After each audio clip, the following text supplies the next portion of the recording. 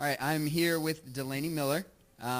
She just flew in last night. How are you feeling today, Delaney? I'm feeling really psyched. Yeah? Yeah. This is your first time at this competition? It is, and I've heard a lot about it, and I've seen tons of pictures, and it should be really cool. Yeah, there's a huge list of female climbers here today. How are you feeling about the competition, and who do you think is your biggest competition in this?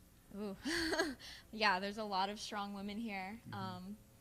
I think it could be anyone's game, honestly, so it'll be interesting. Excellent. All right, I'm here with Delaney Miller. There was obviously this year the Seco Block upset for you where Claire beat you out by just a little bit. Yeah. This is your first time at this competition? It is, and I've heard a lot about it.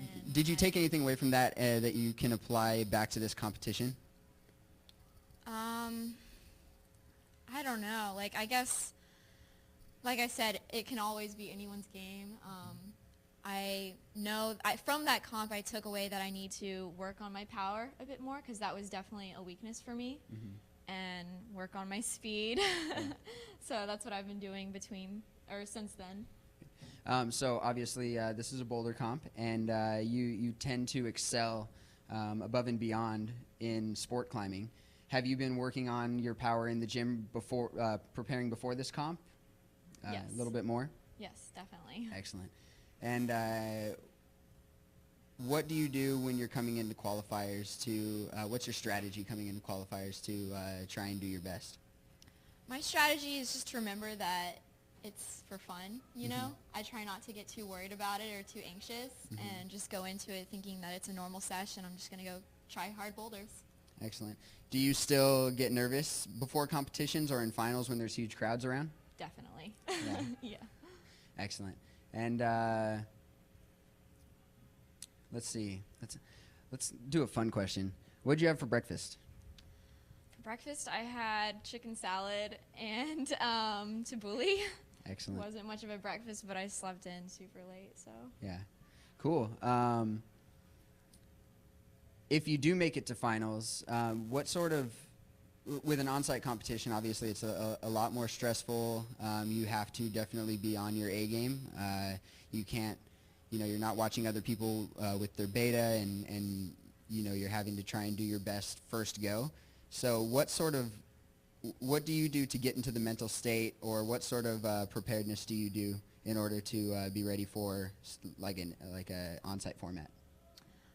To get into that mental state, I do my best to just kind of tune everything out and focus on, like one hold at a time. Just take it one step at a time, and just really commit to everything that I do, because, like you said, you need to. It is that one shot, Yeah. I don't want to waste energy trying it multiple times. Right, right. Well, excellent. Well, good luck today, and thank you for stopping by to talk to us. Thanks. Yeah, most definitely. Thank you. All right, we are here with Peter Dixon, Mad Rock climber and local hometown hero here in Portland. Woo woo. So you were the Portland Boulder Rally 2012 champion. I was, yes. Yeah, but you didn't make it into finals 2013. I didn't. Yeah, it was a close competition right there for last year. Pretty stiff, but just kind of came down to one problem, and so I'm hoping to get some redemption this year. Nice, nice. How are you feeling? Good? Oh, feeling strong, feeling light, feeling really good. Yeah. Excellent, excellent. Have you had a chance to check out the new gym? I haven't. First time here. Looks pretty dope. Excellent. Yeah, it's a nice facility. A little bit bigger, a little more people, and right. Definitely this year a little more competition. Yeah, absolutely. Are you worried at all about the A-list level of climbers that have come in to compete? Oh, no, not at all. Good. Yeah. Worry doesn't really do anything for you, I'm just psyched to be here, psyched to climb, and psyched to get on some of these fun problems that the setters have been slaving over all week. Excellent. Yeah, the setters are actually really excited as well about the boulder problems, so you're in for a treat, I'm sure. Cool. Yeah. Good. That's all you got? I think so. All right, cool. Well, why don't you just sign off and say, Peter, thanks for joining us. First time doing this. Cool. Peter, thank you for joining us, and good luck today. Yeah, thanks for having me. Yeah, most All right. definitely.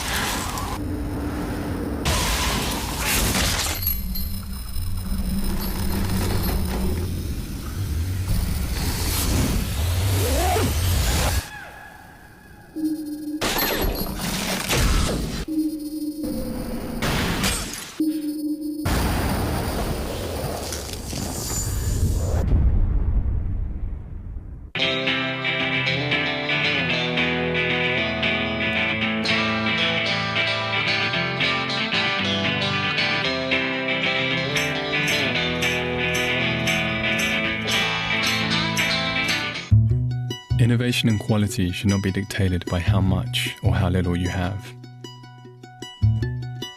Because mountains, trees and rocks are not coin operated. It's about the sport and exceeding your own limits. The people you meet and experiences you share. It's putting one foot in front of the other.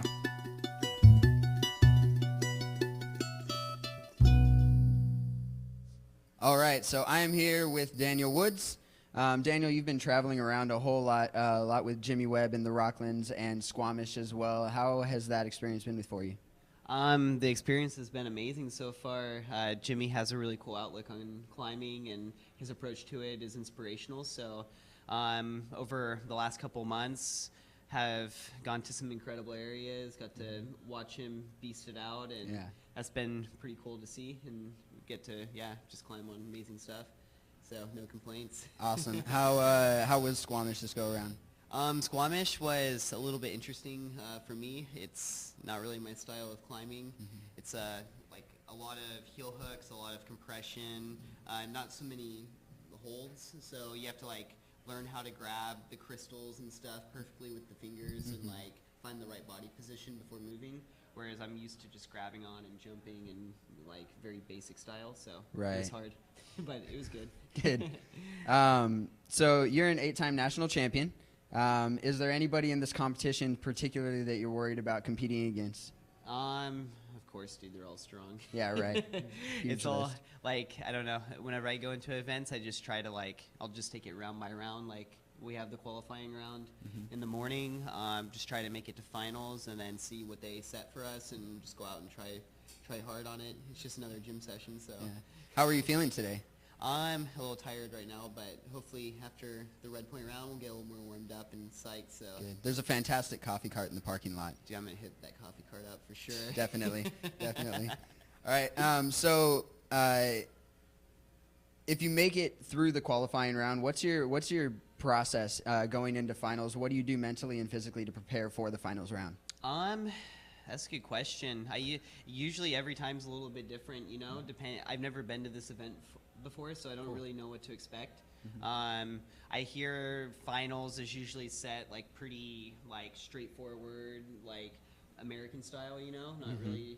It's not really technical and stuff. So I guess I'll take that into consideration and then just go in, call it like warm up, calm the head, and then just go boulder by boulder. If boulder 1 doesn't really go down as expected, then just start fresh, go into boulder 2, and just go out there, have fun, and get the crowd into it, you know? It's Good. Like we're just putting on a show for everyone. That's about it. Yeah, that's excellent. Who do you think is your closest competition in this, do you think? The closest competition, I don't know. Like, Jimmy's very strong right now. Vasi is very strong. Rob D's very strong. O'Rourke. All these dudes can, like, flip on a switch and just go for it. You never know. Yeah, Jimmy did take first last year, so we'll see if he can maintain that title. He's in good shape, too, so excellent. We'll see what happens. Cool. Well, thanks so much for stopping by, Dan. No worries. And we'll chatting, dude. Yeah, definitely. Thank you. We'll see you. All right, I'm here at the Portland Boulder Rally 2014 with Carlo Traversi. He's just finished the qualifying round. Carlo, how did you do today? I think the qualifying round went pretty well for me. Yeah, it felt good. Didn't fall too much on the climbs that I did, and just was able to get hopefully what I needed done to make it to the next round. So excellent. Yeah, the problems looked pretty tough, but you seemed to cruise through a couple of them. Yeah, the problems I think were much harder than the last year's and the previous years. For the qualifying problems, I think everyone was pretty surprised at how difficult they were. The 2 hardest climbs just didn't even it didn't seem like they were even close to getting done. So everyone was pretty much blown away by those, but everything else was really good round of excellent climbs. So last weekend at the Touchdown Climbing Series, you took a serious digger. Yeah. Ended up on your head, knees, ankles behind your ears, and how are you feeling? I don't feel great, to be completely honest. Definitely pretty dizzy the whole day today. Not feeling 100%, but just trying to make the attempts count and not take any weird falls or anything like that, and just kind of playing it kind of hour by hour, just making sure that I'm not feeling too dizzy, like I'm going to get sick or something like that. Yeah. A little worried about tonight if I make it into the finals, if it's like too much like sensory overload. Right, Kind of right. makes my brain scramble a little bit right now, but I think it should be okay. What are you going to do in the meantime to prepare? I'm gonna go to sleep. Good plan. Yeah. Good plan. Have somebody monitoring your sleep patterns. You Yeah, know, exactly. Don't slip into a Yeah, coma. yeah. Don't go into a coma or something like that. Excellent. So when you're preparing for finals, other than the fact that you're injured, what do you normally do to prepare mentally and physically for that? I try and relax a lot. Like I said, finals it's definitely like there's a lot of anxiety. There's a lot of stress. You're trying to get yourself really motivated and pumped up, and so in between, I just try and completely shut down, kind of mentally, physically, everything, and just really try and relax. Especially at events like this, where we already did a round of competition and had to qualify, and preparing for finals, it's a really good time to just take it easy.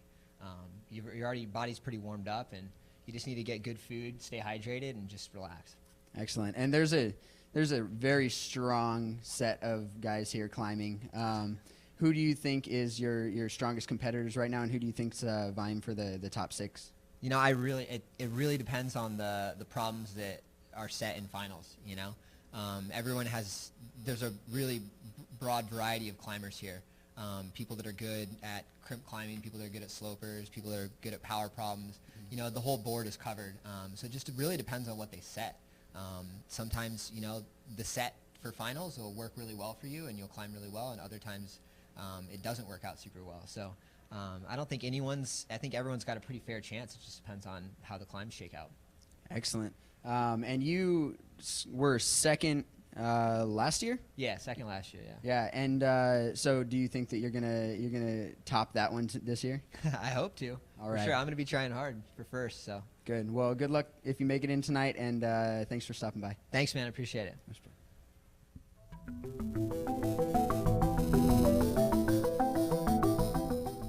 About a year and a half ago, we set out to redesign the way we make shoes so that you have a more sensitive, a more dexterous, and a more lively climbing platform.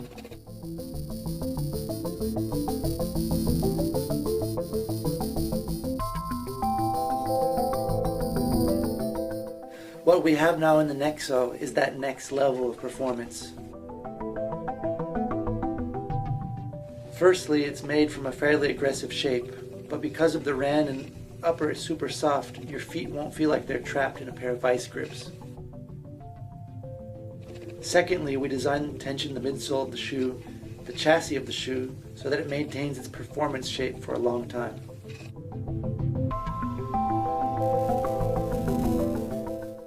Finally, we've been using a new compound for the rand rubber that is sticky while being bouncy and lively at the same time. There is now feedback from your shoes when you step onto or pull at a hole with your feet.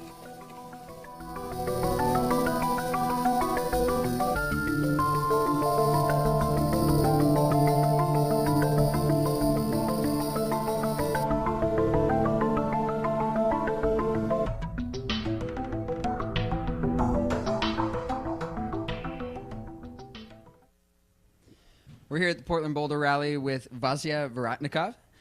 He just finished his qualifying round and waiting to hear results for the final round. Vasya, how do you think you did? I actually don't think I did too well. I only did 3 of the hard problems, so might have not been my day. Yeah, I heard that it was pretty warm out there, and there were people having to sit and wait a lot of times for those hard problems. Do you think that affected your climbing at all? I mean, yeah, but everybody was in the same boat, so, it affects everybody equally, so I don't think that, What do you think the issue was for you coming into this competition? Well, I actually have been hurt for the past, 3 months, and I thought I'd be able to get it back in the last month, but I'm not quite there yet, so I'll be picking it up for the other competitions, maybe not this one. And how were you preparing coming into this? Mostly just doing some campusing, and I haven't been able to run or anything very well, so not enough endurance maybe, and just being in general shape. So that's something that probably, hurt me at this comp. But and what did you think of the route setting? I thought it was very different. Actually, I saw a lot of improvement in whoever was setting. at this one because all the problems were different. There was a great variety of problems. So there were many powerful, many technical climbs, and so ultimately it came down to who's the best overall climber, not really, who is just the most powerful of us. And there's a strong field of climbers here. Who do you think is going to make it into that top 6? Because you were out there watching people doing the climbing. Who do you think's making it? Yeah, I think a few of the regulars that you would expect to be there are probably Carlo and Jimmy. There's Peter Dixon. He is looking real strong. He looks to be in peak shape right now, really. And who else is there? I think the Canadian Elon is looking really good right now. He is a very good technical climber. And out of the newcomers, I think you will expect. I expect to see Nick Picarella and Sean in there. So we'll see. Yeah, the Canadian kid kind of came out of nowhere and wowed a lot of people. Yeah, I actually got a chance to compete against him, watching him at U.S. Nationals for ropes a couple of years ago, and he was, he surprised me with his technical abilities, and I saw that he got pretty strong for this comp, so I was not too surprised to see him do well. So. And what's coming up in the future for you? Right after this, I'm going straight back to the East Coast. I'm finishing up my PhD chemical engineering, and I'll be doing the circuit there. There's the Dark Horse circuit, which is going to be like 3 or 4 comps, and then nationals. So those are the big comps I'll be doing. Do you think you have enough time to get back in shape for those? Oh, absolutely. I got to put my climbing shoes on for the first time today, so it's excellent. So I think it's looking pretty good. Well, excellent. Good luck in the future, and maybe with some luck we'll see you in finals. Oh yeah, definitely. Right. Cool. All right. Thanks, Spasia. Thanks. Yeah. All right. Here we are at the Portland Boulder Rally 2014 with legendary Obi Carrion. Hello. Well, thank you for welcoming me. Of course. Yeah, most definitely. So you recently came out with a new shoe, the Red Line. Yeah, so for the last year I've been working with Mad Rock closely as a head designer on a project called the Red Line, and we just released it, and I'm pretty excited about it. What features did you put into the shoe, or what design elements, I think, did you have to choose, and what did you want to achieve with it? Yeah, so I basically designed it from bottom to top, and my main goal was to try to create the most complete climbing shoe out there. Been climbing for 24 years and worn a lot of different shoe companies, and I found that we always find a really good toe box, but the heel sucks. Right. So my main goal was to try to create a heel that would support how good a toe box would be. Excellent. Are you going to be wearing them today? I will be wearing them today. Excellent. Yeah. Will they be the shoes that you fly to the podium with?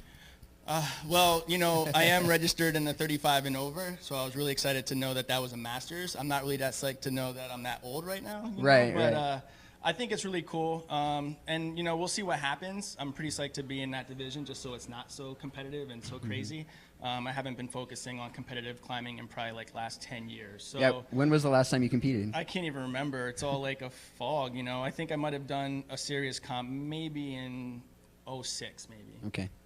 Yeah. So what are you going to be doing to prepare coming into the qualifying round and hoping for, I don't know. Finals? Yeah, or whatever you're I don't have expecting. any expectations, Like I see all these young guys already warming up, and I'm like, forgot what, I have no expectations. I'm just here. I've heard about this event for the last 3 years, I believe, and I just wanted to be a part of it and kind of like, be a part of the magic and see some of these guys climb and throw myself in the loop a little bit just to see what happens. No expectations. That's beautiful. Have you had a chance to take a look at the new gym, new facility? Yeah, it looks amazing. I was pretty surprised how open it is, and I really like the styling. It's pretty cool. They did an amazing job. Excellent. Yeah, the setters, we got to watch them running some of the routes last night. It looks like a lot of fun. Yeah, Steven Jeffries is been climbing forever. I've used to compete with Steven, and definitely talented and a lot of experience behind that guy. So yeah, excellent. Well, good luck today. Thank you very much. In the 35 and older category. Yeah, we'll see what happens. Sorry. I'm okay with it. I'm quite happy with it. I've had a pretty good career, so good, no man. problem. Good luck today. Thank you for stopping by. Thank you. Yeah.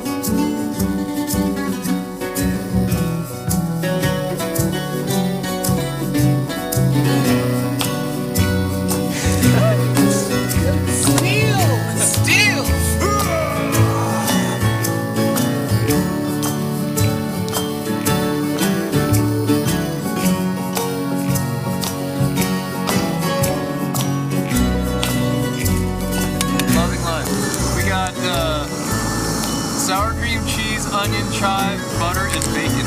But it says the taste of butter and bacon. I like how it states the taste of. Thank you. Wow.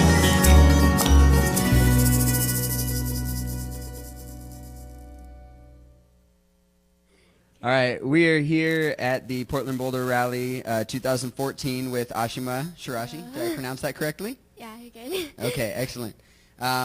So this year you took third in the Dark Horse Finals, and just recently, congratulations, you got first place at the Heist. Thank you. How was that experience?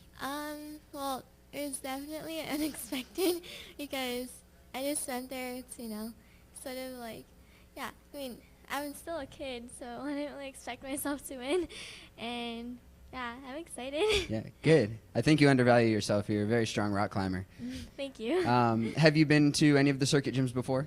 Nope. Nope. First time. Are you excited for this competition? Yeah. Excellent. There's a pretty good list of strong rock climbers coming in, and I was wondering if you are nervous at all about competing on that level with them. Yeah, I'm a bit nervous. Well, I get nervous at like every comp, so yeah, but I know that there's a lot of really strong climbers, and I'm really excited to climb. Excellent. Have you been preparing at all? Training or anything? I haven't really been training. I've just been climbing a bit because I've been pretty busy with like school and Yeah. other stuff, but yeah. Yeah, school keeps you busy? Yeah. What's your sure. favorite subject? Lunch. Lunch. All right. Good. So who do you think is your biggest competition in this comp?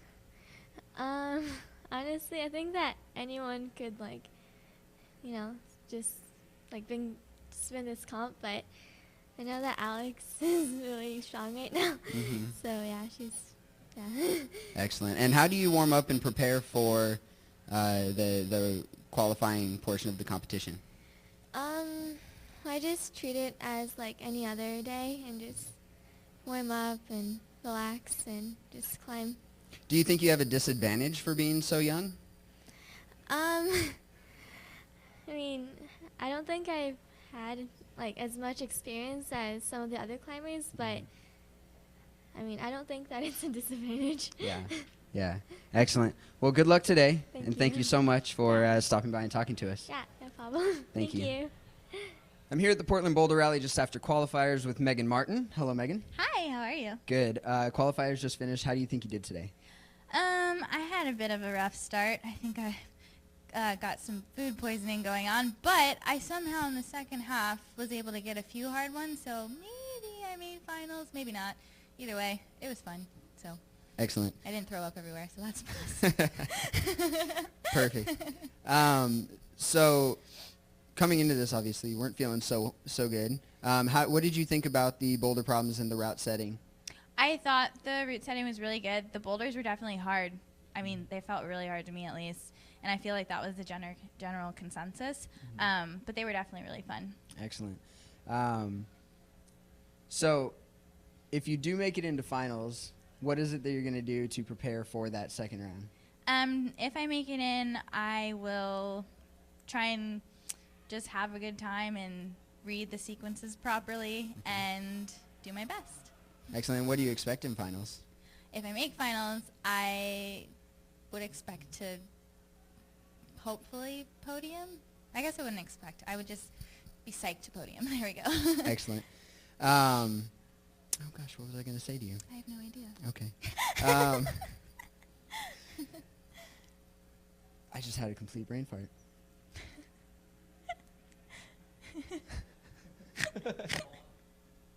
Excellent. Okay. So anyways, now that we're back, and welcome back. So I'm sure everybody wants to know, you competed in American Ninja Warrior. I did. And that was a huge success for you, at least, for as far as American Ninja Warrior goes. Yes. How has that played into your training? Has it helped you with climbing, or do you feel like you've had to then catch up after that to get back into your climbing shape? With American Ninja Warrior, I luckily have done a lot of different sports. I was a gymnast and a pole vaulter along with climbing. So I didn't do much training outside of just my normal climbing schedule because I had 3 really big comps in the 2 months that the filming for American Ninja Warrior took place. So I went to like the parkour gym a few times, and I went to Noah Kaufman's house once before Denver and once before Vegas. So I didn't really have to put my climbing on the back burner for that. Just mainly because of the background I had with other sports. So that was lucky for me, because otherwise then I would be seriously having to catch up right now. But no time off from climbing. So how hard is that course? I think, which one? The Vegas one? Yeah, or The just in general. Well, because they're all different. Prior to the Vegas, like everyone's on a different course in all the regions. I think everyone was saying that the Denver course was really hard. On that specific course, I thought that the transition on the double steps was really hard for me, because when I was watching everyone go, all the guys, like, their arms were bent when they did the transition, and then when I went, my arms were like straight, and I wasn't expecting it to be as far as it was. And then on the Vegas course, I think the jumping spider was probably the hardest. And then just the addition with the time clock. Yeah. I think having a countdown clock makes it a lot harder. Cool. Excellent. So if you do make it into finals, good luck tonight. Thank you. Yeah, and feel better. Take care of yourself in between. And thanks for stopping by. Awesome. Thank you.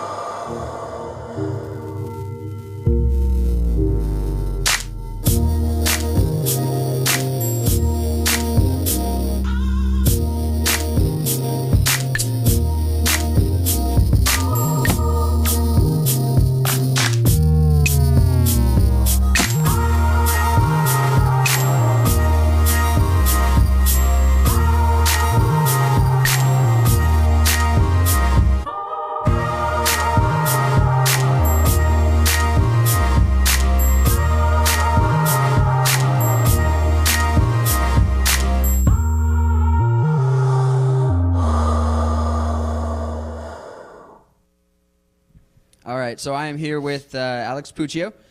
Alex, you've been on fire this year, doing second in the World Cup or the World Championships, second in Open Nationals, first at Arco Rock, and then of course last year here at Portland Boulder Rally, you took first place as well. So, how do you expect to do today?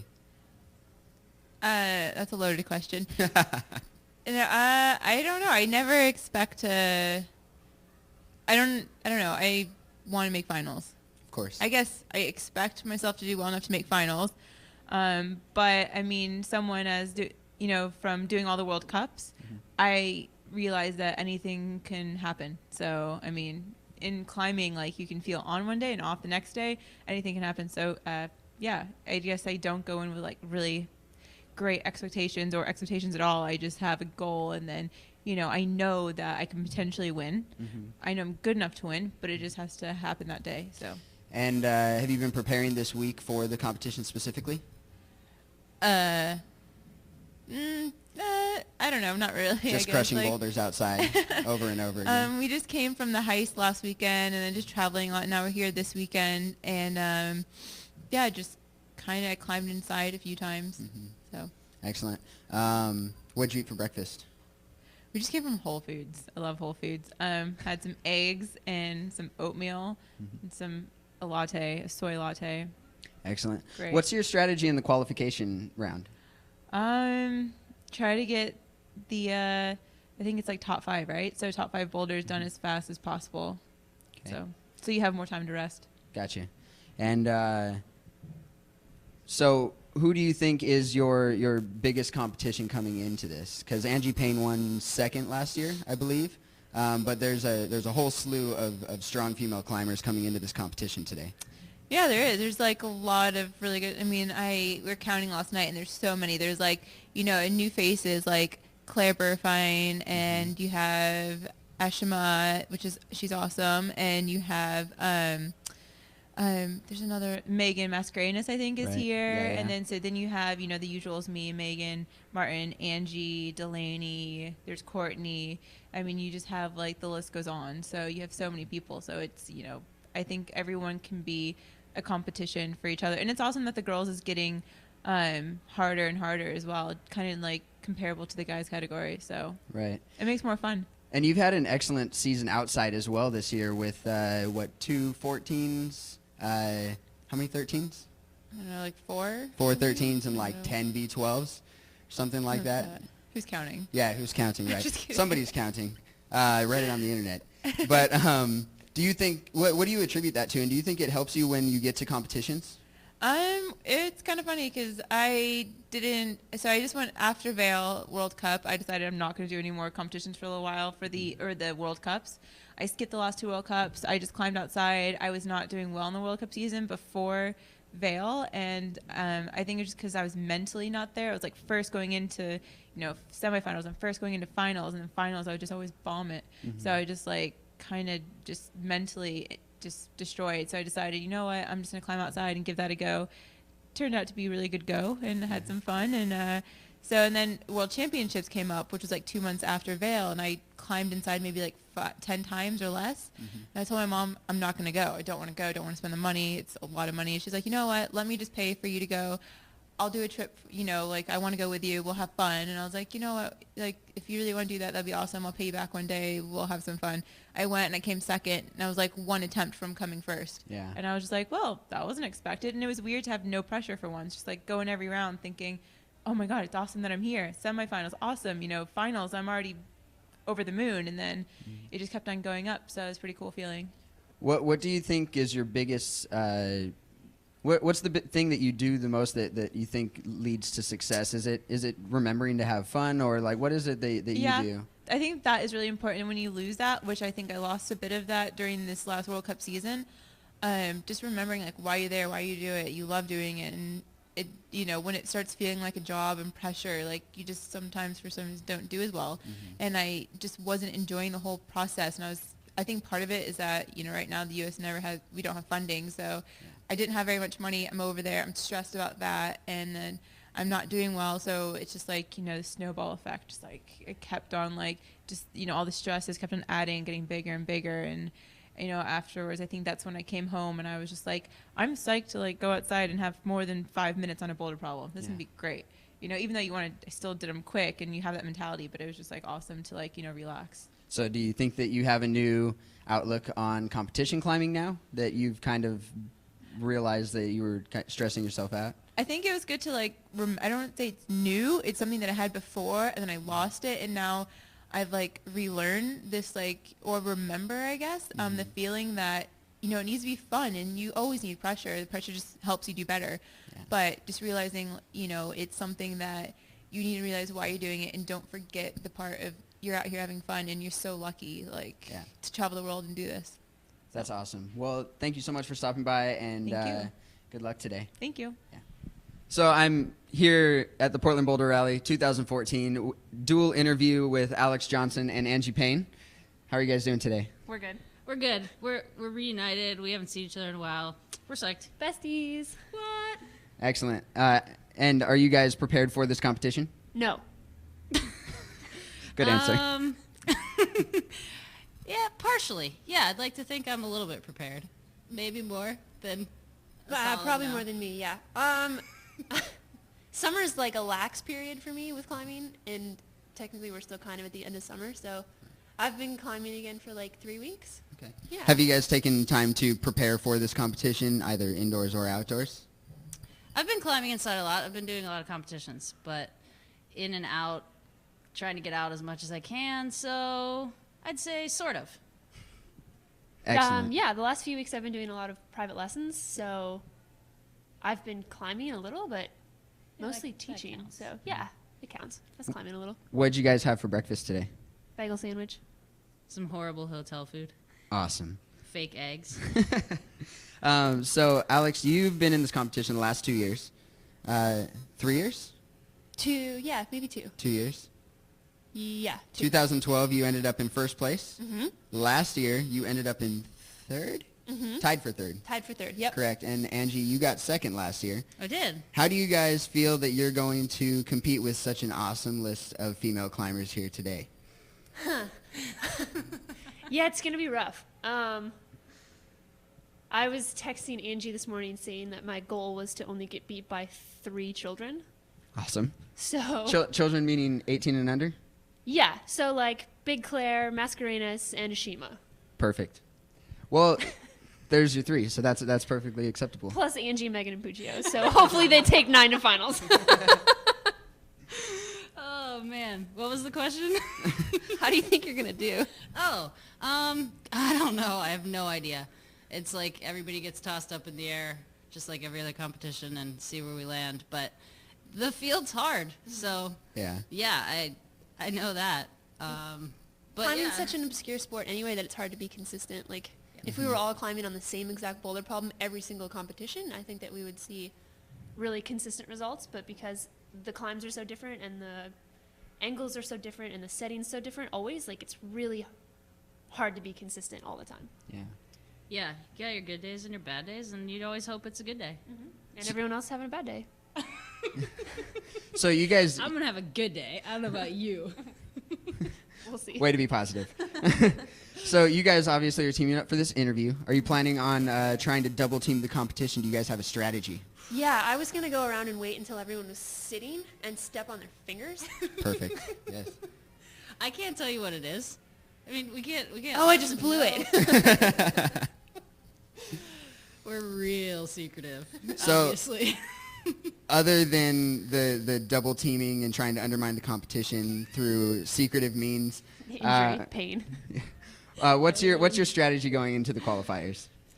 My strategy is not to climb with Puccio because I know I can't keep up with her in the gym. Like, I need to go do my own thing. Yeah, take it slowly. Can't go out too fast in these red point things, you know. You gotta ease yourself into it. It's a little overwhelming. There's like hundreds of people out there, so you gotta just ease into it, not get anxious. Easier said than done. You guys are both seasoned competition climbers. Do you still get nerves, and do you find the crowds to be a little nerve-wracking at all? Yeah, I get nervous before every competition. Still, 19 years later. Mm-hmm. But I guess that you just know that you have to save it for if you get into finals, you know? Just don't worry about it until you just get into finals. And then it's a whole new ball game. Yeah, it starts over. Red point rounds are a little more mellow. Mm-hmm. They're not so stressful because it's not like the spotlight on you. You can just kind of go around and do your own thing, and if you're not feeling good, go climb in a corner or something. Mm-hmm. I definitely... That's what AJ does. I'm scared. I definitely still get nervous. It's not as much as I think I used to because I haven't been doing as well, so I feel less expectations to do well. Like for me, right now in my career, it's like about showing up and putting on a good show, not so much going to win. Excellent. Yeah, agreed. Yeah. Cool. We're old, man. Dude, we're so Yeah, old. we're getting old. And she's 30. Like, I'm not 30 yet. Come on. Man. Pushing I'm the bar. almost 30. It's true. Excellent. Well, thank you for stopping by and talking with us. Good luck to you both today. Thank you. And we'll be watching for any broken fingers. Ooh. Blame it It on wasn't AJ. me. You'll know it wasn't me. Excellent. Thank you, All guys. right, thanks. Bye.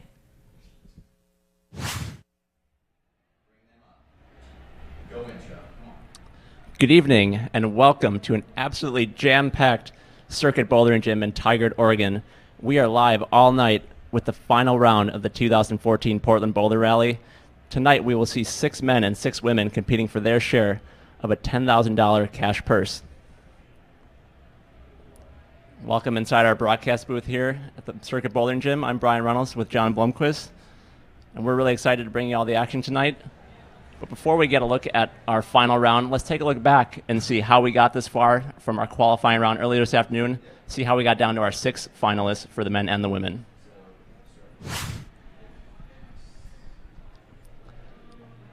Now, John, like I was saying, this afternoon, all the competitors that were here competed in a qualifying round where their best 5 boulder problems contributed to their score, and it's what decided our final lineup. What did you make of what we saw this afternoon, John? Well, you know, it was a really interesting qualifying round. A lot of the favorites to come out and dominate ended up struggling on some of the problems, and the word that we were hearing from a lot of the competitors is that the problems were fairly difficult, but it was really interesting to watch and see who was on their A game and who was not. Yeah, there were a huge number of A-list U.S. competitors here, some of the best climbers in the world. We see Michael O'Rourke here in his qualifying round. Michael not making the finals, just one of the many super strong climbers that did not make it here. Yeah, a lot of people, a lot of the competitors threw themselves at that move that Michael was just working on over and over, and it was actually surprisingly difficult and a low percentage move for a lot of the climbers. Yeah, the overall theme was definitely one of difficulty this afternoon. So we get a look at Matt Foltz, one of our finalists, finished in 6th place last year. He'll be out first when finals get started in just a second here. And one other thing you can see in the background of this, John, is kind of what a community event this whole day has been. There was a huge youth comp all day long today, and these pro climbers just climbing alongside, you know, regular climbers, and it's kind of a really great atmosphere to be a part of. Yeah, I think that's one of the beautiful things about this is they have a youth comp early in the morning, and you know, as the day goes on, the youth comp ends, and youth competitors get to stick around and watch all of these amazing rock climbers come through and really you know, strut their stuff on the bouldering wall. See another one of our finals here from Canada, Ilan Jonas McRae, one of the proverbial dark horses that will be checking out in finals. Climbing one of the harder qualifying problems right here.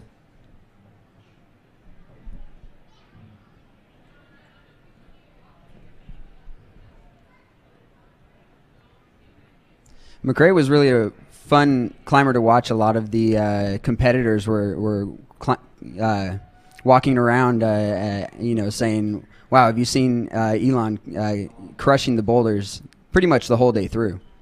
Yeah, I think a lot of people didn't even recognize him. He used to have a more distinctive haircut a couple years ago, so he's just kind of the stealth crusher, working his way through the problems and qualifiers today, and did an amazing job. As we see Alex Puccio, who not surprisingly was our #1 qualifier, champion from last year's event, back in Portland again to battle it out. Yeah, Alex really dominated the round. She came to this competition with her A game and was pretty much, as far as anybody could tell, 100%. Look at last year's men's champion, Jimmy Webb, in his qualifier round here,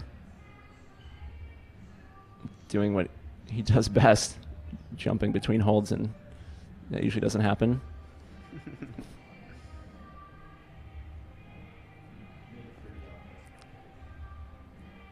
You saw Daniel Woods there. John, I think a lot of people expect to see Daniel Woods in finals tonight, but that wasn't the case. What happened to him this afternoon? You know, it was a really interesting thing. He apparently about 2 hours in, he had only had 2 of the 5 climbs that he needed. I think warm temperatures and the lines waiting to get on the boulder problems kind of held him up a little bit, along with some early falls, and so you know, that kind of held him up, and I think it put him in a state of stress, and he just wasn't able to get the 5 climbs that were necessary to make it into finals. And Daniel was not the only men's qualifier left on the outside looking in. A number of big names like Vasily Vorotnikov, Rob D'Anastasio, Michael O'Rourke. On the outside looking in, did not make it into finals tonight. Yeah, it was a huge upset. I think a lot of people expected there to be an A-list domination of the finals round, and we're actually seeing a lot of young guns and names that aren't known to the general public. Yeah, definitely, and we're going to get to know all of our finalists as the night goes along here. See them climbing on 4 final problems for the men and the women. So plenty of time to get a good look at these competitors. So we see back in the gym, getting this crowd ready for our final round, which will be getting underway in just a few minutes.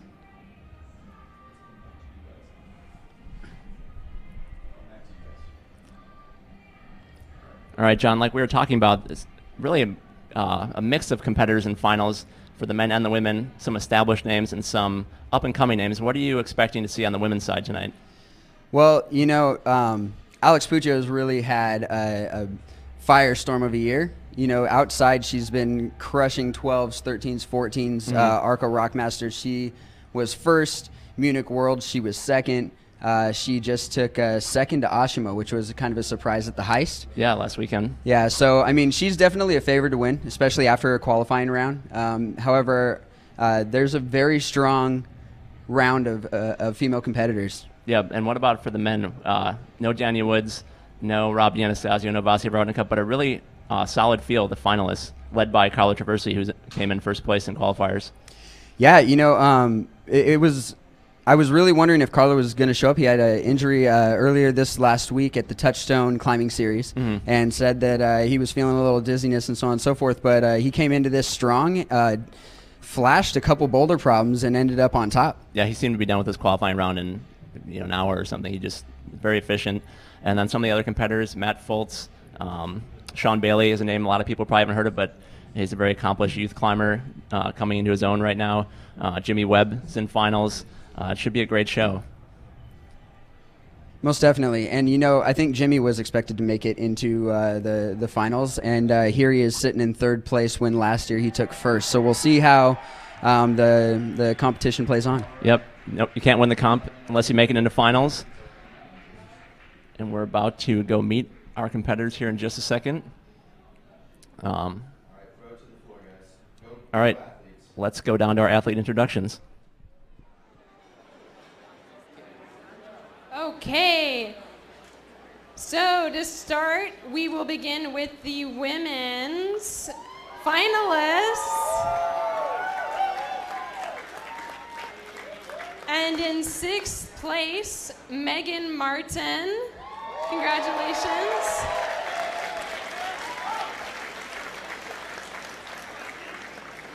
We're really happy to have this awesome, there we go, awesome ninja warrior. And then Angie Payne in 5th place. 4th standing, Shannon Russell.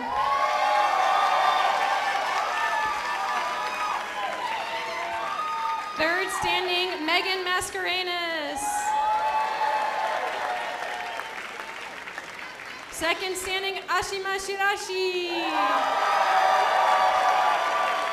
And in 1st standing, Alex Puccio.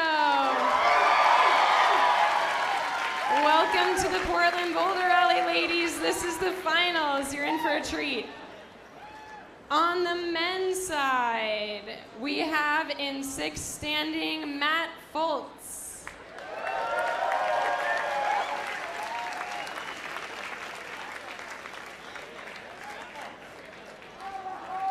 In 5th standing, Sean Bailey.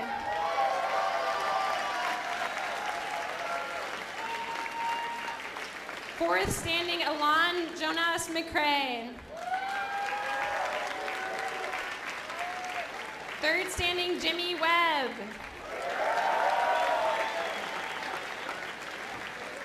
In 2nd standing, Peter Dixon.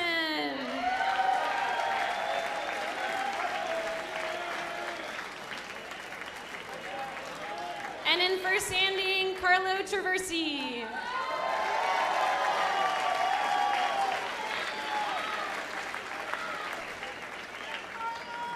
Thank you, athletes. These are your 2014 Portland Boulder Rally finalists.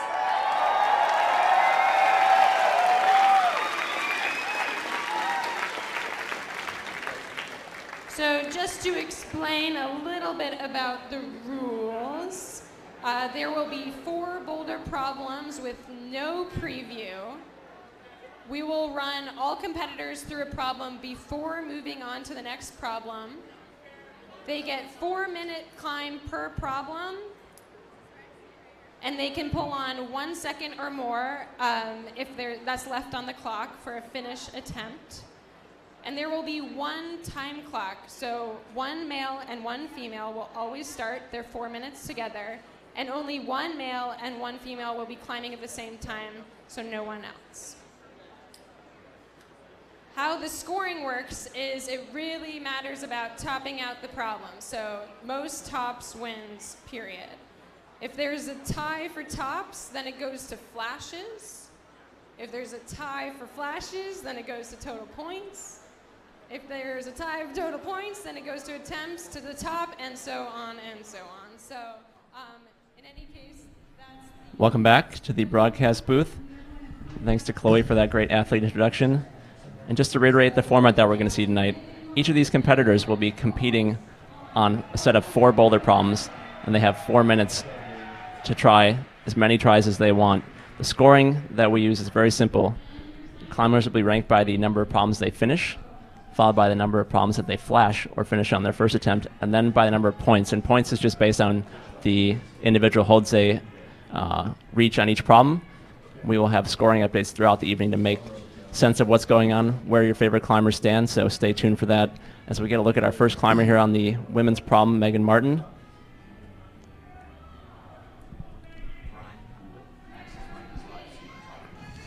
And we're joined in the booth right now by my sidekick from a couple of events over the years, Max Olatukun. Max, thanks for being here. Good evening, gentlemen. Nice to be with you guys.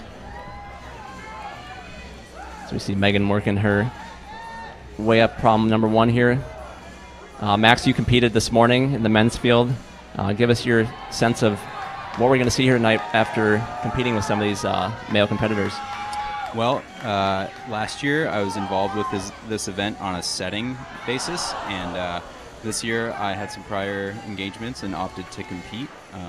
But seemingly the qualifying round was considerably harder than the round that we set last year. The round we set last year, every problem got climbed, and it came down mostly to falls, but in this case there were numerous problems that didn't get climbed at all, and it seemed like a lot of people didn't do as well as they had expected. We got to look at Boise, Idaho's Matt Foltz here, our 6th place finisher from last year, on his first attempts on the men's first problem. You know, Matt said he likes actually entering the finals round into 6th place because at that point he's able to start first with no pressure from anybody else. Yeah, it's important to remember that the other competitors are just behind that curtain there. They're hearing everything that's happening throughout the night. So the pressure kind of mounts on the first place qualifiers, since they have a pretty good sense of where they need to get to on each problem when it's their turn to go out and climb.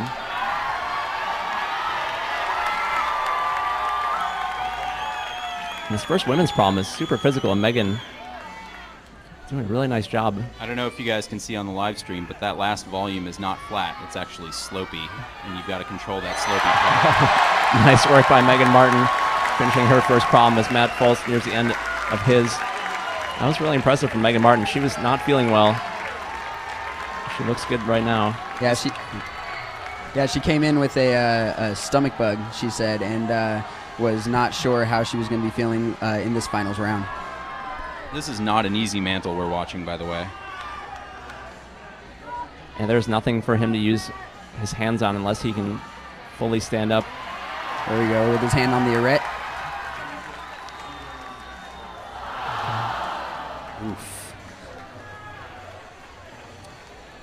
Matt taking a fall on his first attempt. These competitors have a running clock that they can see behind them, so Matt will know how much time he has left. Gauge. It sounds like he's got about 40 seconds left right now. He'll be able to gauge how much rest he needs to give this his best effort.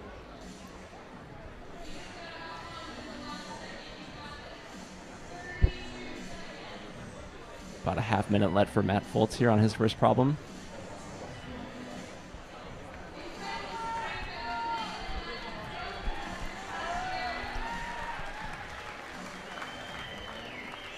As long as Matt gets on the wall before his 4 minutes are up, he can complete his last attempt. Looks like that's what he's going to do. He's going to wait. We got about 10 seconds left, so this is going to be Matt Foltz's last attempt on the first men's problem.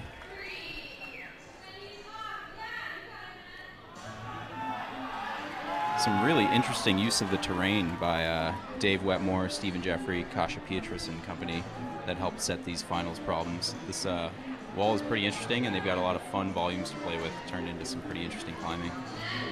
And you know, this move that he's doing right now, it's difficult to see from so far away because the holds are so small, but the two holds that he was grabbing onto were double crimp thunder clings, where he was utilizing his thumbs to press up into them to hold on. A little bit of Don Wall action up there.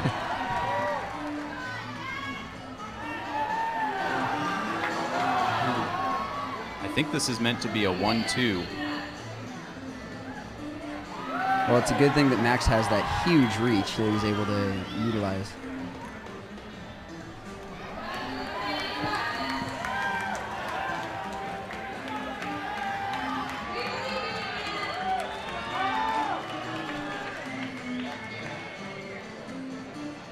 Looks like Matt's going to try and chalk up a little bit here. Clever. Getting some help from the peanut gallery photographers. I think that's a dab in some countries.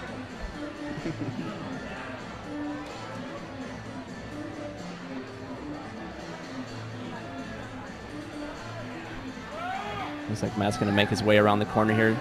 Max, what do you think that he needed to do differently on his last attempt to get this huge press move that he's about to try? I had a bit of a tour of the finals problems from the setters, and I was told that you want to get as far left as possible in that volume to make that mantle, and that using the arete is actually a dead end. Interesting. As we see, Matt Foltz finishes his first problem. Going to be very pleased with that. Excellent job by Matt Foltz on that one.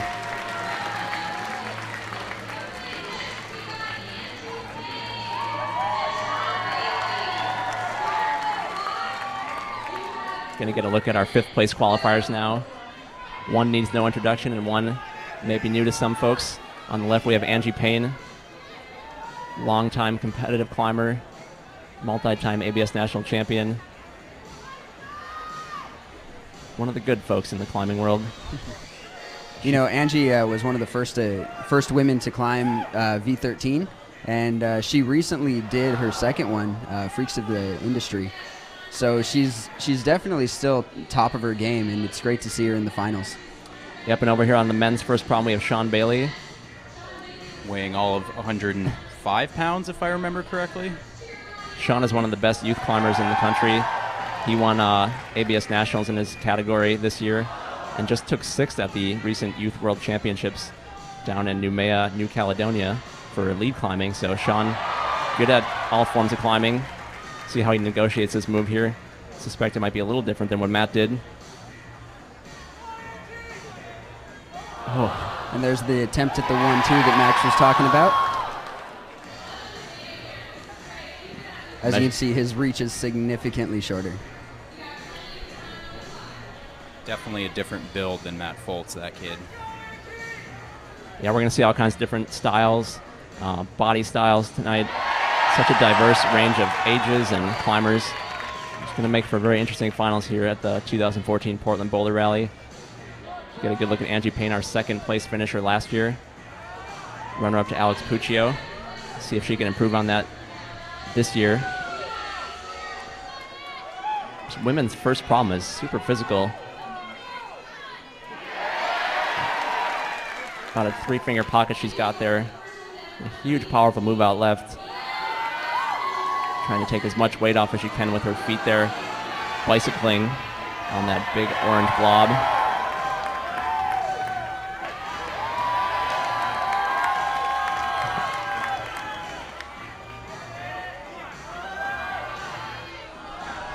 Now this morning, Angie was very positive about her prospects for making it into finals, and I think she's, well, she was pleased about being able to make it in.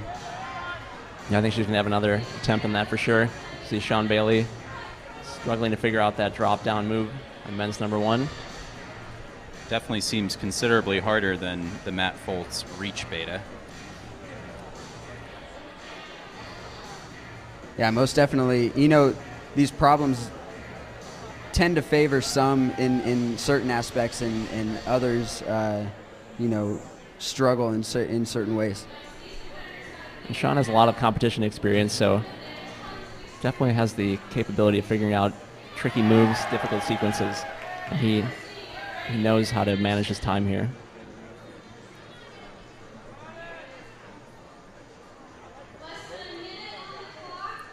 Less than a minute remaining in this round for these two competitors. Angie Payne back up on women's number 1. It's definitely a problem that I think would be challenging for Angie.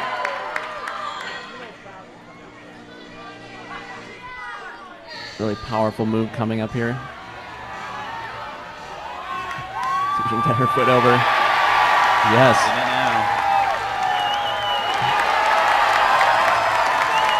As we saw with Megan, though, this last move is not easy. See how Angie does in what will be her last attempt.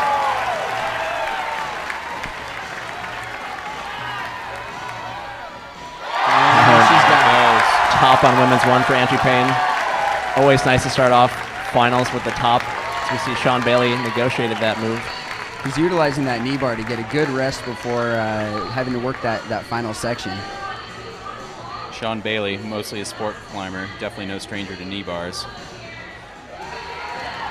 Max, as a competitor, how important is it when you come out in finals to do well on the first problem? It's of cardinal importance. That sets the tone for the rest of your climbs. If you can do it, then especially if you flash it, it'll give you a lot of confidence, which as a newer competitor, I'm sure Sean would love to do that. And what about the format of this? The competitors climb for 2 or 3 hours this afternoon.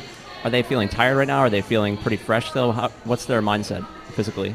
Well, in Sean's case, being a sport climber, hopefully he's not terribly tired, but that first round was definitely very, very difficult, even more so compared to last year. Yeah, we saw a lot of exasperated professional climbers this afternoon. A lot of staring at hands, wondering how they fell off. It definitely bruised some egos competitively, I think. People are gonna, some of the climbers are gonna have to go back to the drawing board and reassess their their abilities. It'd be interesting to see how Sean fits in this move, being a lot shorter than a lot of the other competitors. Is that an advantage for a move like this, where you're just trying to perch up and get your weight over your foot? Or? I would think that it would be, but it's hard to say. He was really trying to utilize that arete. We'll see if he makes his way over to the left. It's going to be Sean's last attempt on men's number 1. Like you're saying, Max, it looks like he's been suckered in by this arete. Let's see if that works for him. And it'll also be interesting to see if the amount of competitors that touch that corner kind of lure in the remaining competitors when they see the chalk kind of guiding them. It's kind of counterintuitive. It seems like the arete would be helpful, but as you see, the wall stays steeper for much longer, so it's actually harder to get your weight over the slab, which is invariably where you want to end up. Sean Bailey figuring it out on men's number 1. Wow. Sick. That was a really great effort from Sean Bailey after a couple frustrating goes, figuring out that long move and then figuring out the end. Great job by Sean Bailey, finishing men's number 1.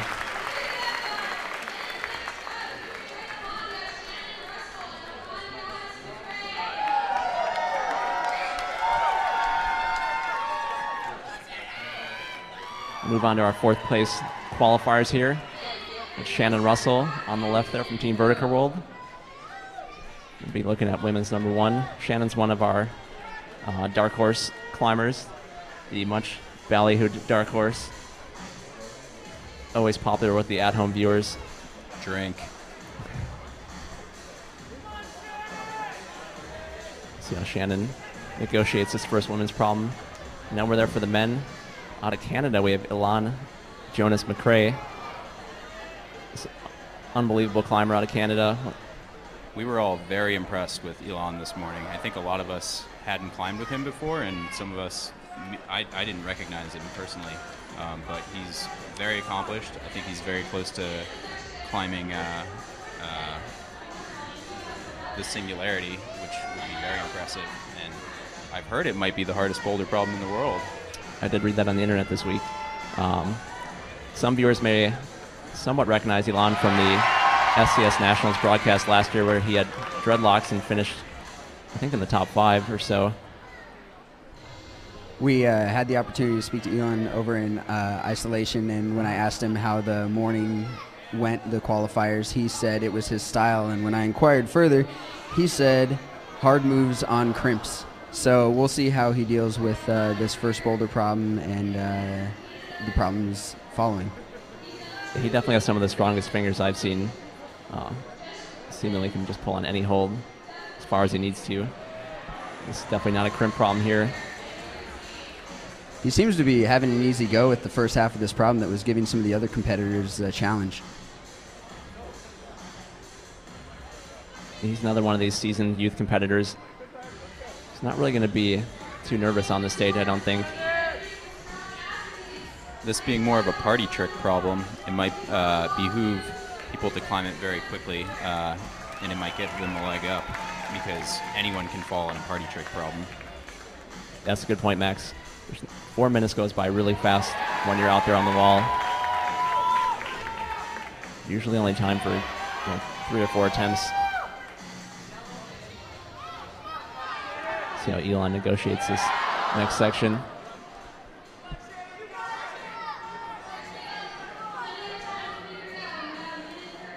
As a route setter, we love to provide comfortable positions for athletes. It makes for interesting camera work and fun for the audience.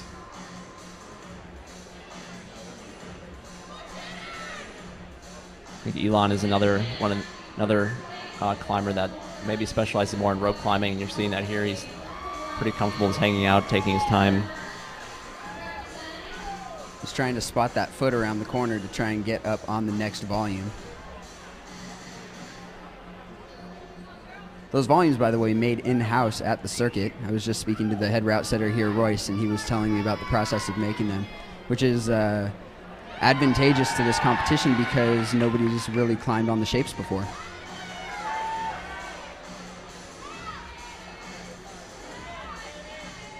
Time winding down on this round for the first finals problem. Looks like this is going to be Elon's one and only attempt. Yes, but if he gets it on this one and only attempt, it does put him at the top of the field from the last 3 competitors because he'll get that flash. That's right. Finishing problems on the first try is always important in climbing. More so at the Portland Boulder Rally.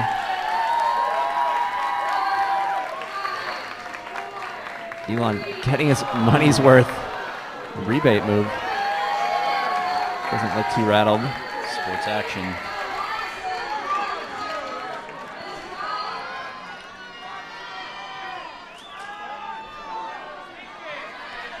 Taking his time to sloth it out and try and regain some of that energy and momentum to get up this boulder problem.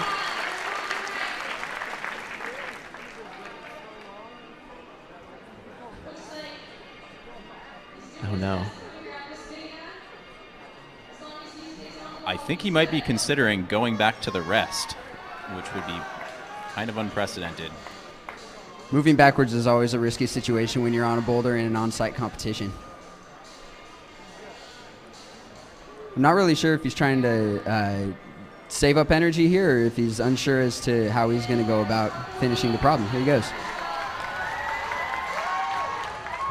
Packed house here at the Circuit Bouldering Gym, getting behind Elon as he finishes up his first problem in finals.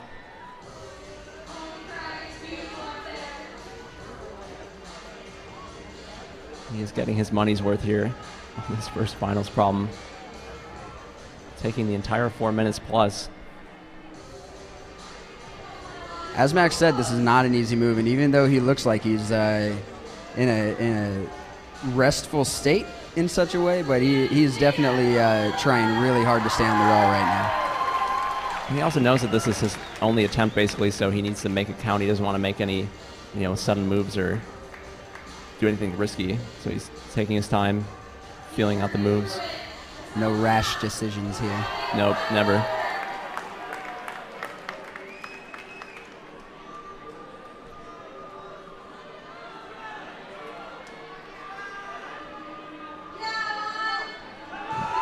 Probably making the competitors in the back really confused as to what he's doing on this problem, how it could possibly be taking him this long.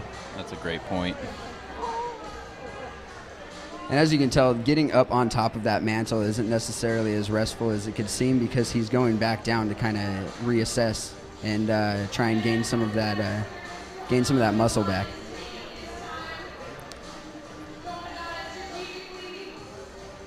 Max, what do you think it is about this move that he's having trouble with, or why he just won't commit to one method or the other? Well, again, I think it's once you commit, if you're using the arete, it's very easy to lose your balance, I think.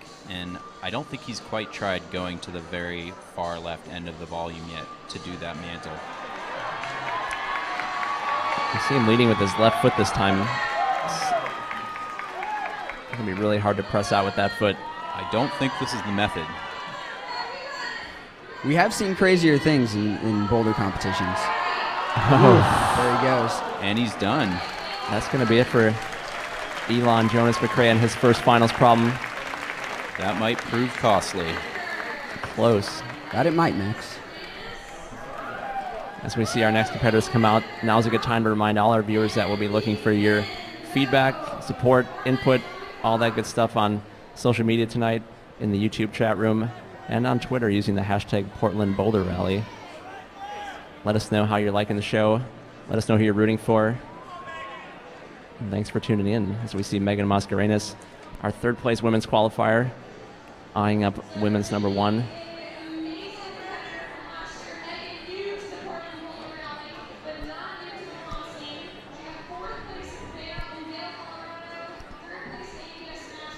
And for the men, we have last year's champion, Jimmy Webb. Always a fan favorite. Lots of people out there fearing the beard tonight. Jimmy been doing a lot of outdoor climbing lately, but that was the story last year, and he came in and won this event. He looked good in qualifiers today. So we see Megan make her first attempt on the first female problem. Jimmy can definitely be a wild card in these on-site competitions, because in ABS Open he placed 21st, but again, as you said, last year, or in the last year Portland Boulder Rally, he did take first, so we'll have to see how he does on this. I think Jimmy likes to either win the comps or go home early. He won the Seco comp last year, did pretty well again this year, back in August. Let's see how this problem suits Jimmy. Jimmy also is another tall competitor, so we may see a repeat of the moves by Matt Fultz in this section right here. No problem there. Cruising. See if Jimmy can be the first male competitor to flash this problem. You know, at ABS Nationals, he struggled on a similar move to this last. Some wizardry move, there. Yeah, that was some chicanery from Jimmy Webb. Looks like he's still warming up.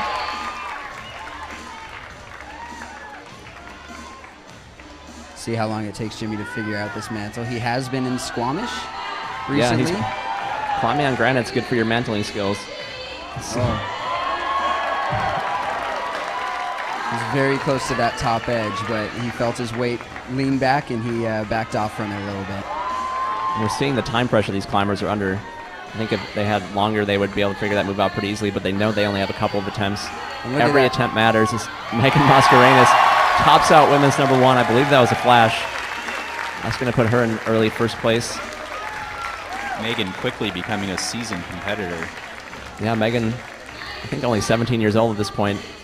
One of the best young competitors in the U.S. and in the world, finishing 4th at the Vail World Cup back in June against some of the top international competition. In fact, the only U.S. team female to make it into the finals in that Vail competition. Yeah, that's right, John.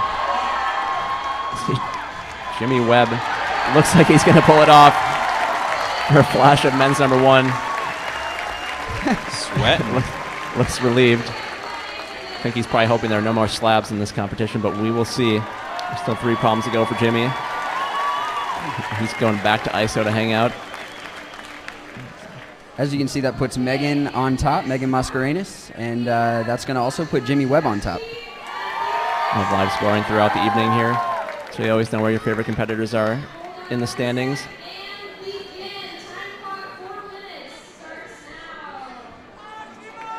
There we go, Jimmy Webb on top with the strength of that flash, followed by Matt Foltz and Sean Bailey, who are tied right now for second. We got 2 competitors left for both the men and the women. And we're going to get right to it here. You see Ashima Shireishi out there for the women. Looking at her first problem. We got Peter Dixon out for the men, who we'll see in just a second. As we said earlier, Ashima beat Alex Puccio in the heist just recently, which was a mixed ropes and boulder competition. So we'll see how she fares on these climbs. She's definitely favored to win. Ashima climbs beyond her years in a way that is just super impressive to see in person. I think Ashima is the only competitor that Puccio can really feel breathing down her neck in these events. If you watch them climb together during the red point round, it's very, very interesting mix of camaraderie, but also definitely some competitiveness.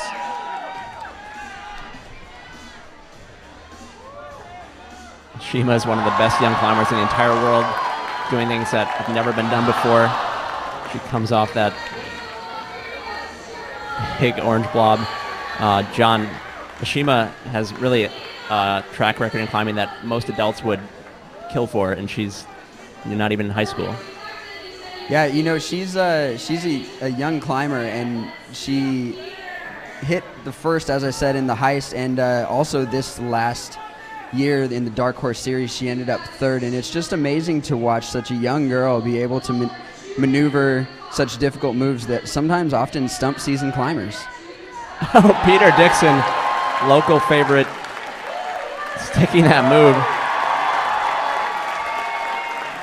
Peter won first place in 2012 and didn't place this last year in 2013, but in our interview earlier, he did say that he was feeling 100% and ready to take his title back. And it sure looked that way during qualifying. He was in second position after qualifiers, only behind Carla Traversi, so Peter Dixon came to play this weekend. Look at Ashima just swinging on 3 fingers. She's going to go for the toe stab.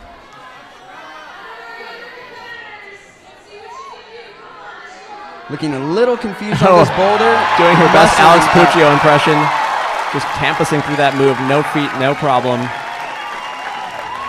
Ashima.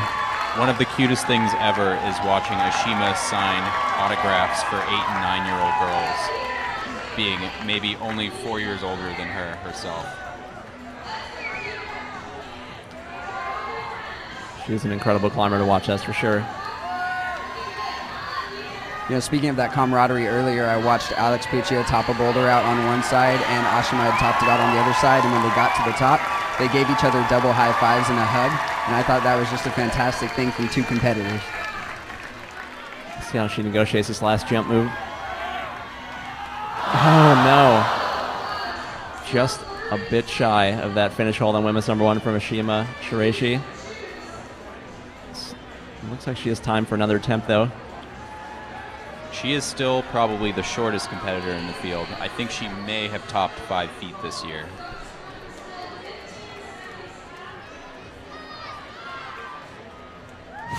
We'll take another look at Shima here, swinging through women's number 1.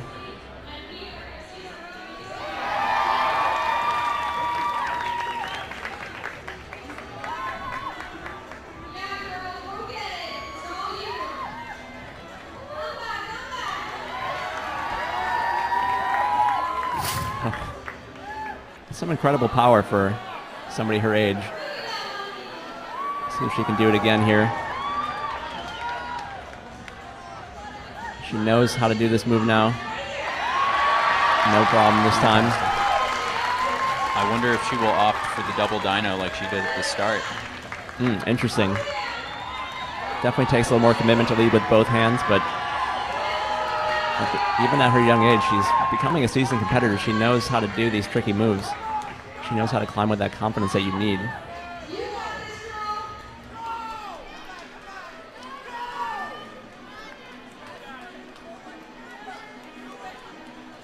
Going to be her last attempt on her first finals problem and her first visit to the Portland Boulder Rally.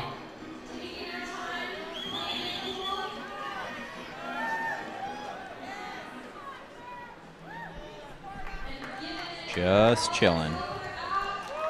So much chilling going on right now. Hearing it from the crowd now, though.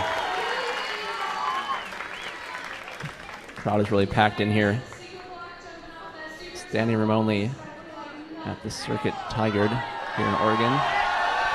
Here she goes. There it is. No problem for Ashima. Tops it out. She'll be very pleased with that. What a fantastic display. You could see her resting there and getting prepared for it, and when she felt she was ready, she really just launched herself right on up there. Yeah, she really pounced on that move, John. And just like that, our #1 qualifiers are out now in the first finals problem. Two of the most decorated and well-known U.S. competition climbers. I believe while we were watching Ashima, Peter Dixon also flashed his problem. That's a great point, Max. So you see Alex Puccio, 8-time bouldering national champion, last year's champion of this event. Again, Alex has been in top form all day, so it'll be, I think, a real treat to see her on this, and we'll see what sort of, what she can do with the boulder problems that have been given to her by the route setters. And over on the men's side, we have Carlo Traversi, who not feeling 100% because of that fall we mentioned earlier, but he just came out and crushed it in qualifiers, and was pretty much, I think, clear #1 qualifier. Yeah, if he wasn't feeling well, it could have fooled all of us, that's for sure. Yeah, for those that weren't tuned in earlier, Carlo took a really nasty fall at a competition last weekend in California and smashed his head up pretty good. Said he wasn't quite feeling right. See Alex Puccio doing the dreaded pocket match just because she can. I think she's probably just going to do the campus here just because she can. I think that foot should just be off for her, but level playing field for all the competitors. It'd be no surprise to see Alex Puccio come out. She's just got to stick this one move to be tied on top.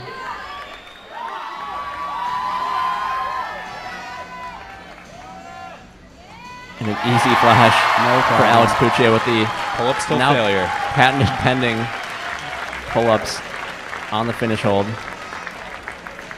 And like Max said, maybe we should make her do some bonus pull-ups. Make it a level playing field. There goes Carlo. Oh. Falling at the same spot once again. We see him try the same move without altering his beta, so we'll see what he does on the third try and how many more attempts he's going to give it before he calls it.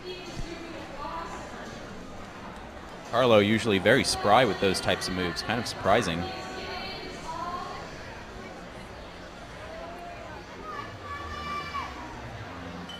Definitely not the way Carlo wanted to start this final round. But great shot from our roaming cam there. Carlo's been competing for a long time, though, so I don't think he's going to get rattled by a couple of misfires on the first problem. He knows that this is a long finals round. Can't win the comp on the first problem. But you can lose it. Good point, Max.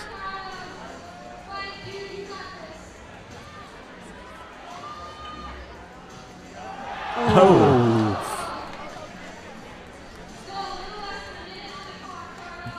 Definitely enough time left for Carlo to figure this out, though.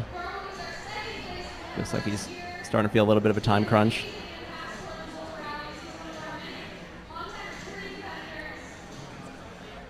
John, you talked to Carlo quite a bit in between rounds here.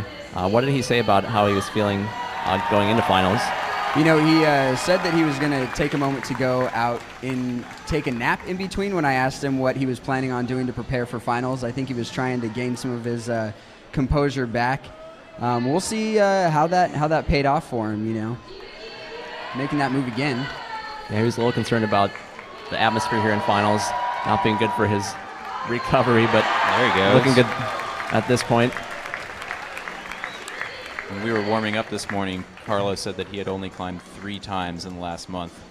Not sure if I believe him, but seems to be doing all right for now. He seems to be trying to rush this move a little bit. I don't know if he's feeling the time crunch, but he's definitely got 4+, and we'll see him maybe take a moment to rest here and try and gain some energy back. And while Carlo rests, we'll take this moment to give a shout out to viewer Wendo, who says on Twitter, watching Bouldering Comp live stream, #hand sweat. He's not the only one. A lot of people with sweaty hands around here. I have sweaty hands. Great shot from our roaming cam down on the floor here at the Circuit Bouldering Gym. Brand new gym, by the way. Just opened a couple months ago down here in Tigard, Oregon. A lot of positive feedback about the gym this year. Always fun to come out to Portland, check out this event. One thing I will say about Carlo is, despite his the way he's feeling and whether this is getting to him or not, the whole day he's just been smiling and energetic. And look at him right now, smiling at the crowd, even though he may not be 100%.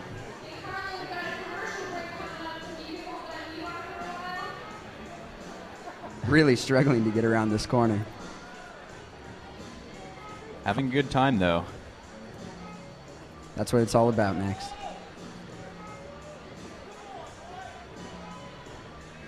Carlo also getting his money's worth, just like Elon was before. I'm not sure if he's seen that foot just under the volume, the yellow one sitting there. He hasn't utilized it at all.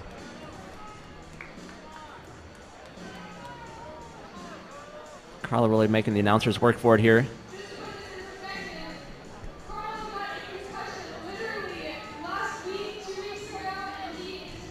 He knows he's got a big move here to finish, and if he was listening at all to Peter Dixon, or listening at all to Jimmy Webb, he was on it for quite a while along with Elon Jonas McRae, and he knows that it could be challenging him, so he's taking some time here to try and figure out how to get through it. Here he goes.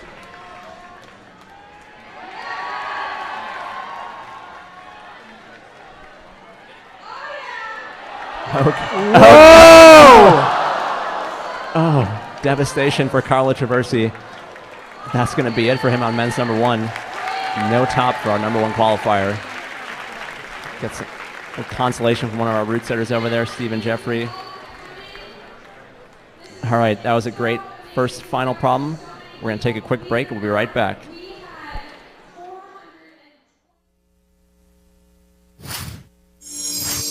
Ours is a world of passengers. Come on, let's go. The red eyes. I'm really tired. I feel bad for you. The transfers. Well, that's kid number 3. The return trips. How you feeling, buddy?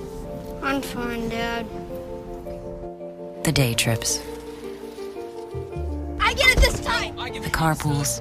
See, now this is why I wanted girls. I called it! The co-pilots. All sitting. Trusting. Waiting. For a safe arrival. Which is why we built our greatest Subaru sedan ever with road-gripping, symmetrical, all-wheel drive and available EyeSight driver assist technology to help the driver and you care for the passenger in them. Introducing the all-new Subaru Legacy.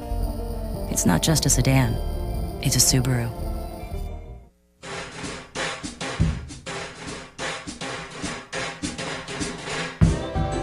I'm going down this diamond highway. Going down this diamond road. And when I get to where I'm going, I'll live forever with a diamond soul. Yeah, I'll live forever with a diamond soul. Welcome back to the 2014 Portland Boulder Rally, live from the Circuit Bouldering Gym in Tigard, Oregon. John, let's take a look at our results after the first round for the women. What do we got here? Well, there we go for the women. Well, with the flash, we've got Alex Puccio in first. Megan Mascarenas came in second because of attempts, I believe. Yeah, I think that's just a three-way tie there for the for second. We'll keep track of that as things flesh out here. I don't think we're going to have too many ties like that as the night progresses. And then for the men, Peter Dixon and Jimmy Webb up on top after they flashed the first men's problem. Matt Foltz and Sean Bailey in second, both with tops, but we've got Elon Jonas McRae and Carlo Traversi tied for third, not finishing the first boulder problem. We'll see. Hopefully they have some better luck on their second go.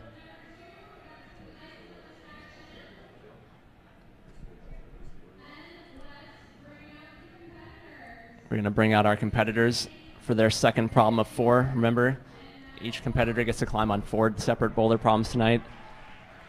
Effectively, their score is based on who gets to the top of the most problems. It's always the most important thing in climbing. We got our women's problem, looks like, on the far right side, and our men's problem on the near side here. Got Matt Foltz and Megan Martin back out for their second finals problems.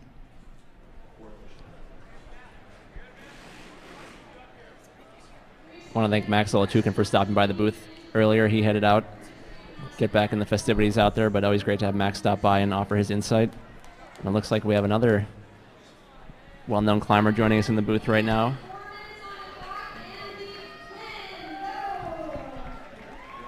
Alex Johnson joining us in the booth. Hey, Alex, what's up? How are you? Thanks. Is my mic on? Your mic is on. Okay. Yeah, we're live. We're doing it live. Alex, how did it go for you today? It went all right. The field this year was harder than it's ever been, and Yeah, it was a crazy field. And I hung in there. Like, I did better than I thought I was gonna do. I'm not in like my tip-top shape, but usually I could show up to an event and kind of pull it out, and that didn't happen because this field is so strong this year. It's stacked like 10 deep, and but it was really fun. The problems were awesome. It was fun climbing with Angie and Megan, and super fun. What was the most surprising turnout for you for the female category? Maybe Shannon Russell could be seen as a dark horse, but she's been in finals at pro comps before, and honestly, the lineup for the women is nothing surprising, and it was like totally predictable. Matt Foltz climbing out the belly of the beast there on men's number 2. Megan Martin on a pretty familiar looking boulder problem. So it looked like when, I don't know if you guys went over this, but they set 4 boulder problems and they needed 8, so there's going to be a lot of adjusting, and the girls right now are basically doing the same problem the guys did with a little bit of a tweak, and vice versa. The guys are going to end up doing the same problem that the girls just got done doing later in the round 2. It'll be very interesting to watch how the problems evolve and how the different genders approach them. See Megan Martin trying to figure out women's number 2 here. Hey, you know, men and women, they definitely climb slightly differently. They're different sizes and shapes, and it's really it's a treat to see them on the same boulder problem, which is something we don't usually get to see in World Cups and other competitions. And where that's going to be the most interesting is when we put Puccio on the same boulder problems as the guys, because honestly, she could probably hold her own in some of the guy categories as well. Yeah, it would be pretty fun to see her compete against the men. I still think she could do it. I don't know how the men would feel about that. Might not be good for their image. It's not good for ours. A lot of bruised egos in the male qualifying round this afternoon. Punishing qualifying round at that. See Matt Foltz working his way out. All those volumes that you see above him are all part of this problem. A lot of surprises in the male category, actually, for me. Daniel didn't make finals, Vassia didn't make finals, Rob D didn't make finals, Yeah. and the first 3 competitors out for the guys are relatively unknown. Yeah, the men's field was outrageous. Michael O'Rourke didn't make finals. I mean, it's a really surprising result, but I think it's exciting for the viewers at home and for us to see some of these new faces get their chance in this stage here tonight. Megan Martin making the move down to the volumes, and she's in a resting position right now.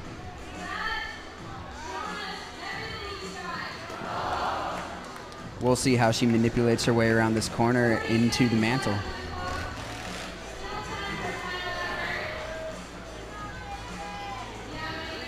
It's kind of a blind throw around that corner. Yeah, she wasn't even close to it. So it's so blind, you can't peek around the corner. You either have to sink really low and lean over to look at where you're going, or just throw blind and close your eyes and pray. Yeah, it'll be interesting to see how some of the other female competitors figure out that section. Yeah, we'll see maybe some of Megan Martin's American Ninja Warrior skills coming through on this one. They totally should have made a boulder with the spider jump. It'll be the last attempts for both climbers right now. Their 4 minutes are up. Matt Foltz has biceps for days. So yoked.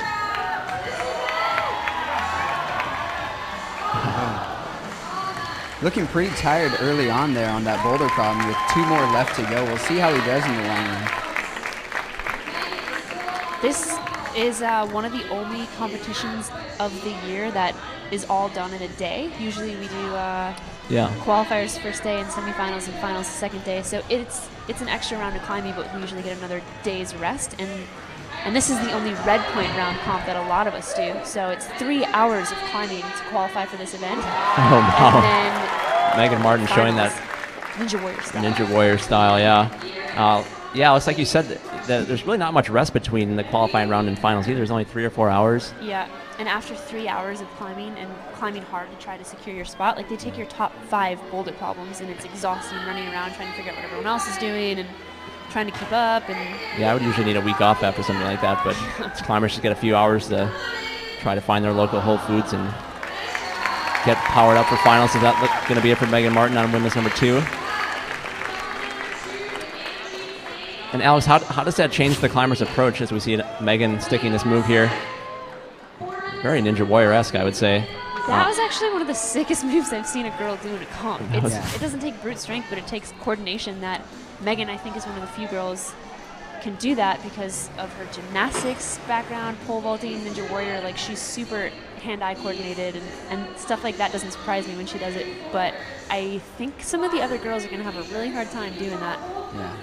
We have Sean Bailey and Angie Payne back out. And Alex, I was asking, when you know that you have to do qualifiers and finals on the same day, how does that change your approach going into qualifiers? Because you obviously want to make it to finals, but you don't want to use all your energy in qualifiers.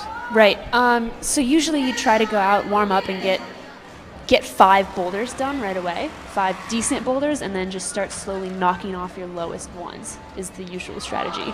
I climbed until the bell rang today because I was still trying to knock off my low problems, but I know that that's how Carlo and Jimmy both competed today. They went out and they did their hardest 5 and then knocked out some of their lower scores, and then they were done, like an hour left in the comp. Yeah, they're very efficient. Carlo was done very early today. I actually saw him walk off, and I was wondering if he was taking a break, and he put his shoes on and watched while others struggled up the wall. I think he felt very secure in his position in the finals. Mm-hmm.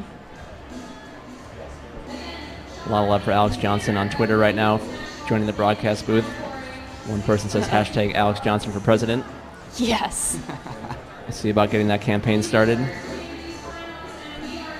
Who would be on your campaign team? Oh, man. Angie. For sure. I don't know. That's a hard question. It's a tough question. You need responsible people. Yeah. See if Sean Bailey can be the first male competitor to figure out this extremely powerful looking sequence on a very steep wall.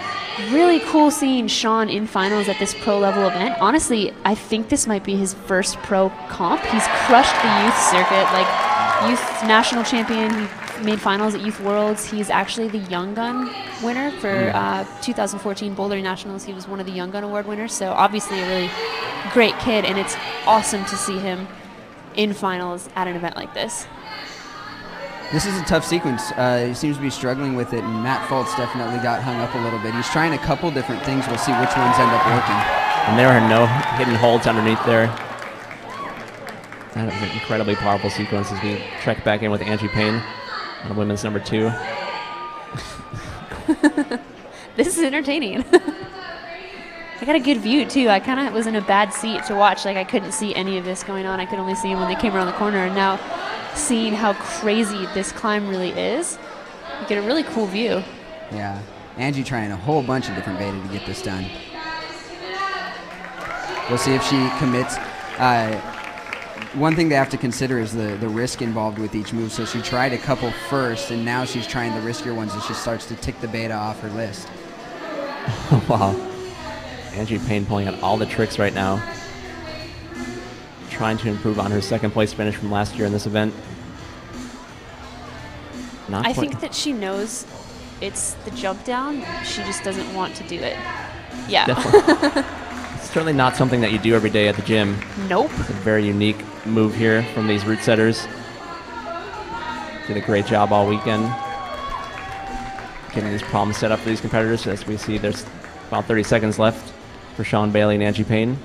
Until you've set an event like this, you have no idea what goes into setting an event like this. Putting up that many boulder problems for 410 people, all different abilities and ages, it's exhausting. While still maintaining, especially with these finals, some of the trickier moves, the harder sequences, and the more showy aesthetics. So they set all those problems while still relying on their best tricks later on. Yep, exactly. It's gonna be Sean's last attempt. It's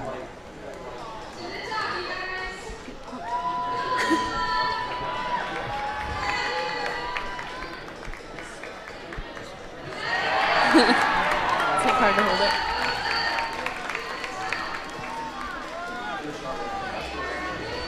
This is an extremely tricky section here. You can see those huge volumes above Sean. There's really nothing to grip on the top of them. I'm really curious to see how any of the competitors surmount that section. See if Sean could be the one right here on his last attempt. Gnarly sequence. Giving it his all on men's number 2. That's going to be it for Sean Bailey.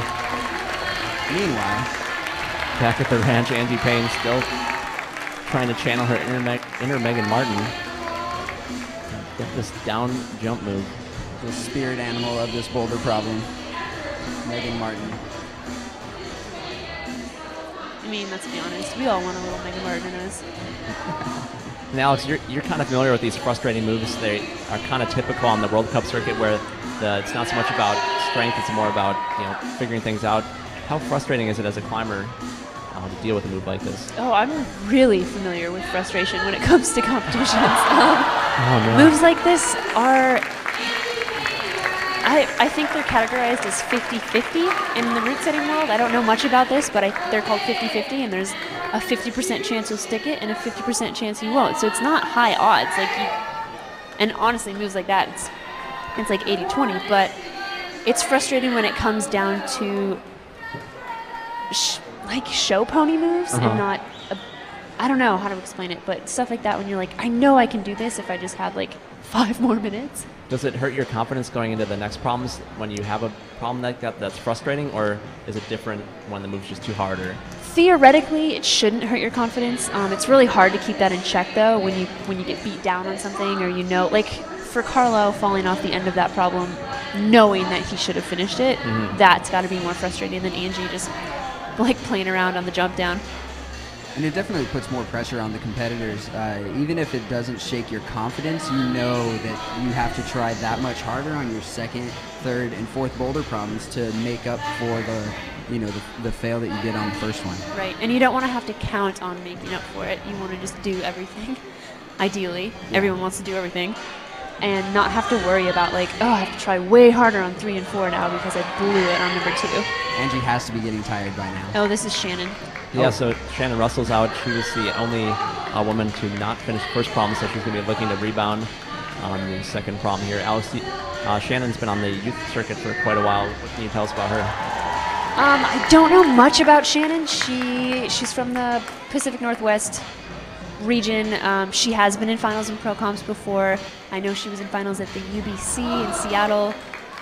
Super strong climber, still young, tons of experience in the climbing world, and I think she won this event in 2011. Yep, that's right. Yeah, she was the winner of the inaugural Portland Boulder Rally 3 years ago now. She's a powerful climber. She has more of the Puccio power. That's all I have to say about that. Quick look at our scores here halfway through the second problem in our finals round here at the Portland Boulder Rally. So we got Peter Dixon on top for the men. We see Shannon Russell back on women's number 2. She's definitely going to have less experience with this style of problem than maybe some of the more experienced veteran competitors. We see Elon on men's number 2. Definitely this problem capable. Looks crazy. Yeah. Like, I can't even sequence it sitting here staring at it. I would have no idea how to do this. And there is a hold on that volume to the right. There's an orange one, and it has been chalked up, possibly suggesting that the competitor should consider using it, though for the likes of me, I can't figure that out. It's a pretty bad hold. I took a look at it while they were setting it, and I walked up, and it doesn't have a good edge on it. There's no divot. It's pretty much just a sloped hold on the face of that volume. Just a pancake. This is that blind look around again. And I don't know if they're just not yeah, so a lot of climbers didn't see that foot down there. I know Carlo missed it. I don't know if Megan missed it, but Shannon's first person to get around the corner here. Yeah, it's worth noting there was no route preview for the competitors. They're used to having a few minutes to look at the problems, and that noticed that. That was scuttled. That was really strange. Yeah, it was due to the configuration of the problems here tonight, where there's a lot of overlap that just wasn't really possible for the competitors to preview everything.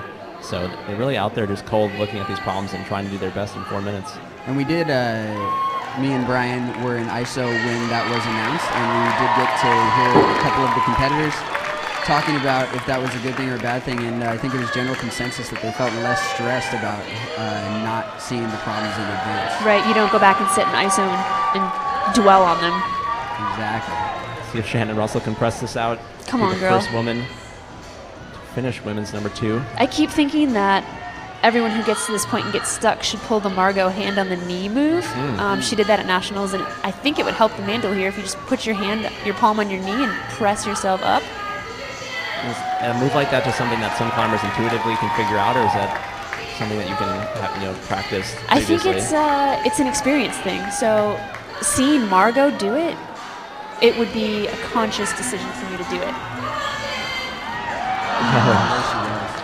Really nice effort from Shannon Russell there. Not having to do the one-legged squat. That could have been a huge leap for Shannon in the standings, but we'll have to see if she can do it before her time runs out, and if she knows the move. Going to wrap it up for Elon and Shannon on their second problems. Moving right along to our next competitors, Megan Mascarenas. Coming out for the women.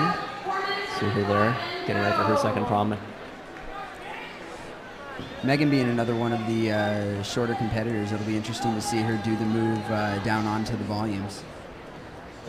I think she'll identify pretty quickly that she's not going to be able to reach it, which will leave her a lot less options than Angie had.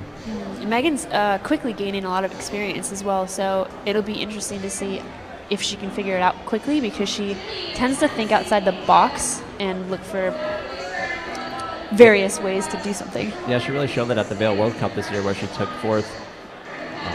Really an impressive showing on her part. Showed a lot of poise, I thought, in her performance.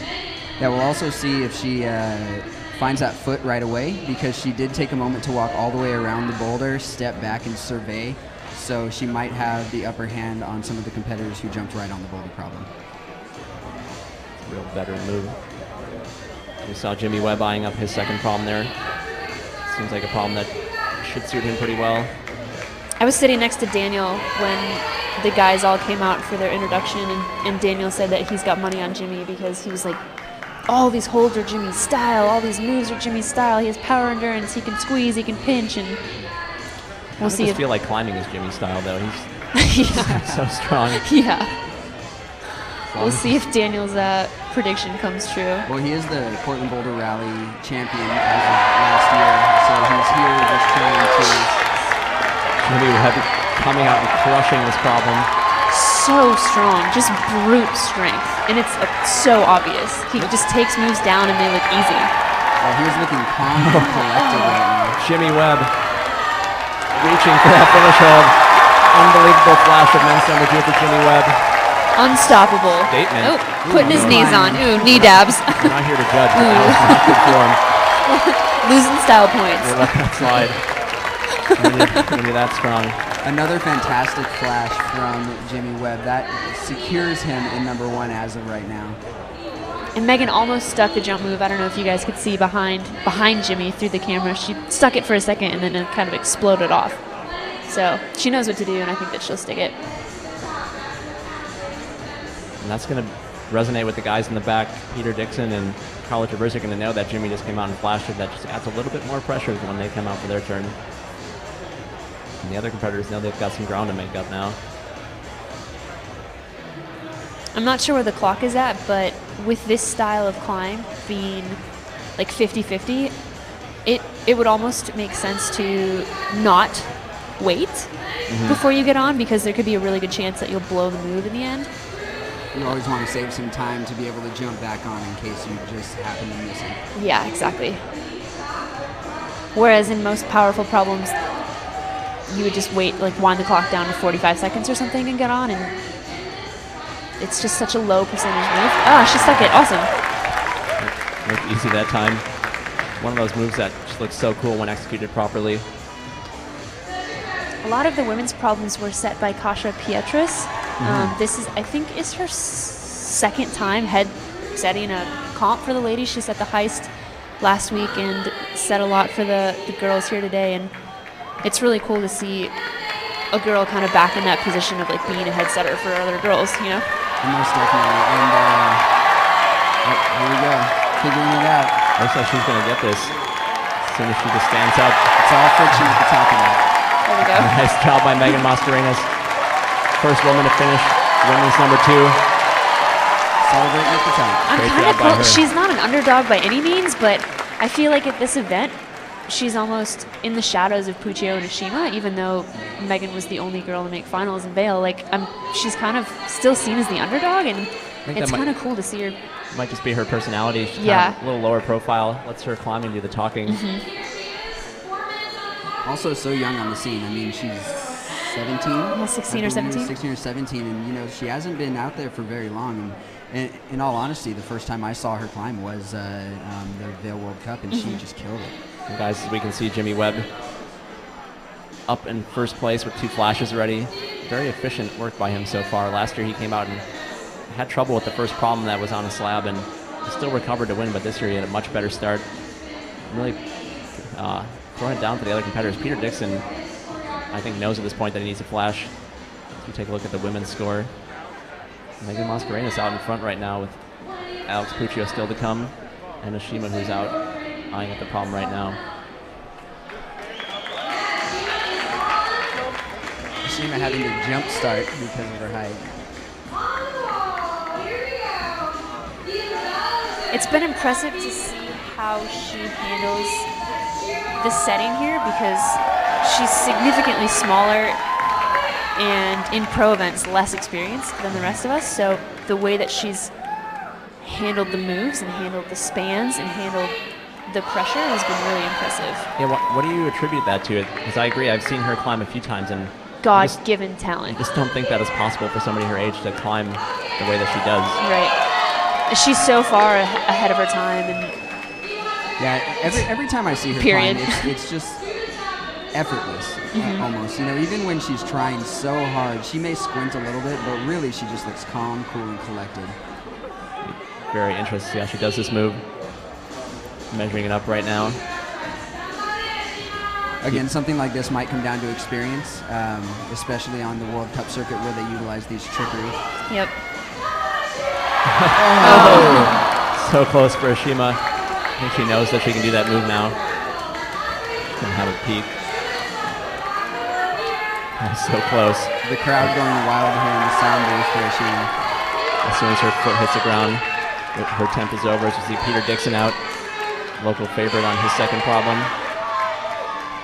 Like we said, Peter won this event 2 years ago. So ooh, ankle breaker. He's really there we go. Trying to eyeball the win on this one. I know he wants to make up for last year when he didn't even make the finals. Peter, one of the most enthusiastic climbers I've seen. Always climbs with high energy. Ashima stuck the jump. Fix the move. It's definitely interesting having her in the mix here. Sort of not conforming. A lot of these events lately haven't been conforming to the 16 and up pro event rule, so it's been interesting having her thrown into the mix. What are your thoughts on the alteration of that rule for some of these comps like this event and the Seco comp last Honestly, couple months ago? Personally for me, it is frustrating because I feel like I'm like kids are ruining it for Yeah, us. yeah. But then on the other hand, you know, when Puccio and I were 13, we were doing the same thing, like competing against Lisa Rands, and now I feel bad about it. Like, I feel like I should have waited until I was 16. Sure. And it's frustrating, but only personally because of my ego, I think. And there's her first attempt. You know, But it's still really it's just still really impressive to see her like handle these adult events, regardless of whatever my opinion is. It's sick. I think it puts a little bit of stress on the route setters too, especially for a comp like this. They knew that she was coming and that she would most likely make finals. She is one of the shorter competitors, and they have to keep that in mind when they're setting. The idea when route setting is to always try and make it as fair as possible for competitors while still maintaining the difficulty.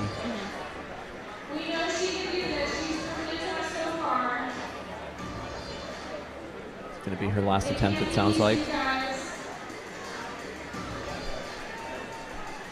Again, the rule is 4 minutes plus, so long as she is on before the time clock is out, she can stay up there as long as she wants, which she appears to be taking full advantage of right now.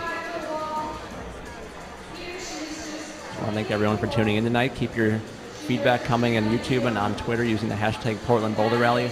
Let us know where you're watching from, who you're rooting for. Me. No, just kidding. Besides Fritz. Yeah. Alex's adorable Chihuahua.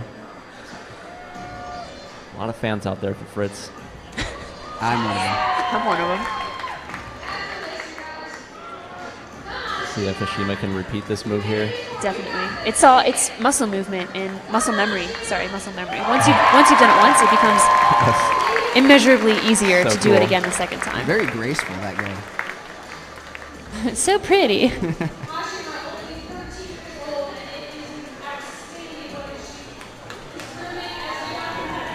Going to take her time now, knowing that this is her last attempt. And make this one count.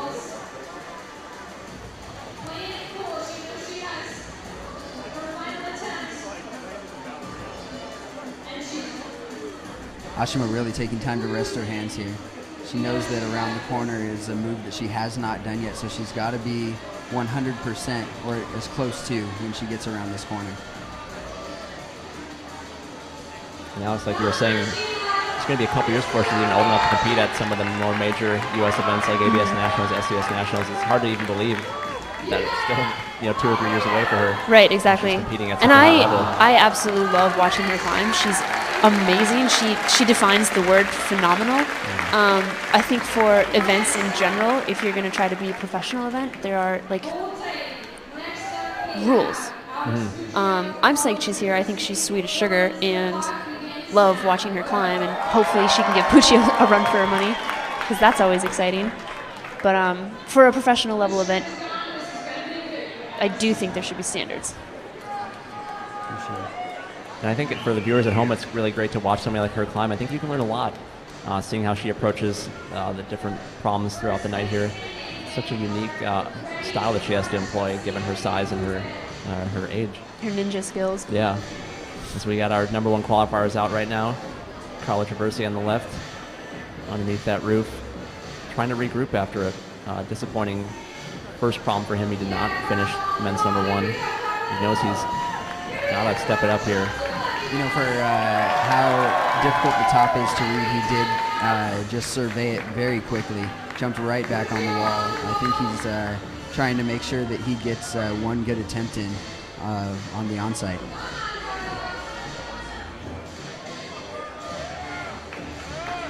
I'll make a quick work of This these opening iron moves. cross move for him, if he sticks this, it's going to be insane. Because for Jimmy, this move, he still had his elbows back. For Carlo, he's almost fully extended. It was super smart that you can see hook this left foot like that, which made it a little easier than to hold on to that. Carlo Traversi making quick work. Men's number 2. Jimmy definitely struggled with this last move. We'll see how Carlo does on it. Oh, Alex Puccio falls. That may have just been a foot press. It's the first time she's fallen in finals at the Portland Boulder Rally. She did not fall at all last year. Carla came off there as well. Take a minute to thank all our route setters this weekend, Kasha Pietris and Dave Wetmore, along with Stephen Jeffrey, doing bulk of the route setting for this finals round, along with a lot of support from the whole circuit staff here. Doing a great job so far. Carlo psyched.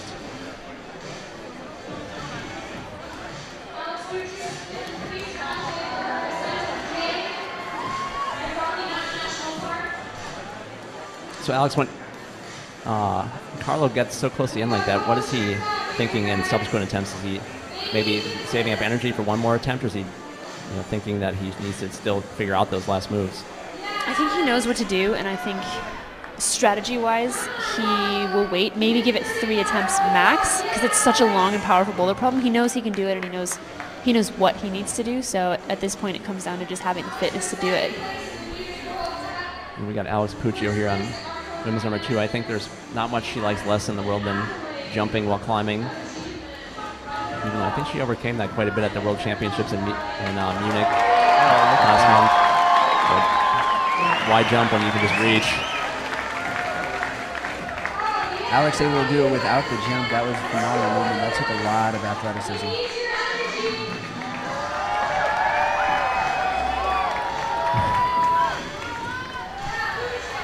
A lot of physique envy in the broadcast booth from my vantage point at this point. Great shots of Carlo and Alex, both nearing the ends of their problems. This will put Puccio back up into first place. Looks like she's going to figure this one out. Again, for Alex at this point, it's all friction and standing. She's got to figure out how to get her weight just in the right spot. Really great job by Alex Puccio. Bobbled the first attempt there, but no problem making it look easy. Finishing women's number 2. These all eyes are on Carlo Traversi, who has had a couple of good goes on men's number 2, but hasn't been able to figure out that last section, last 2 moves. This is going to be his last attempt. His time is up. Crowd is getting behind Carlo here at the Circuit Bouldering Gym.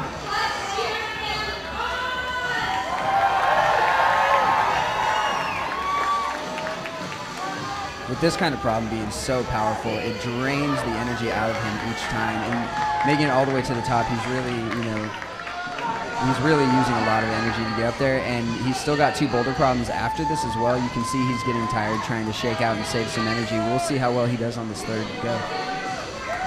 It's hard to remember sometimes that they're only halfway done. Like, this is the halfway point. They still have 2 more boulders to do, and they're already so tired from climbing earlier today. Like, they look exhausted, and they should be. Like, 3 hours of qualifying and then 2 finals problems already, and I got to look at some of the other problems that they had up, and they're all long. They're all power endurance-y. All right, that's going to wrap it up for our second problem. Alex, thanks for stopping by the booth. Really appreciate it.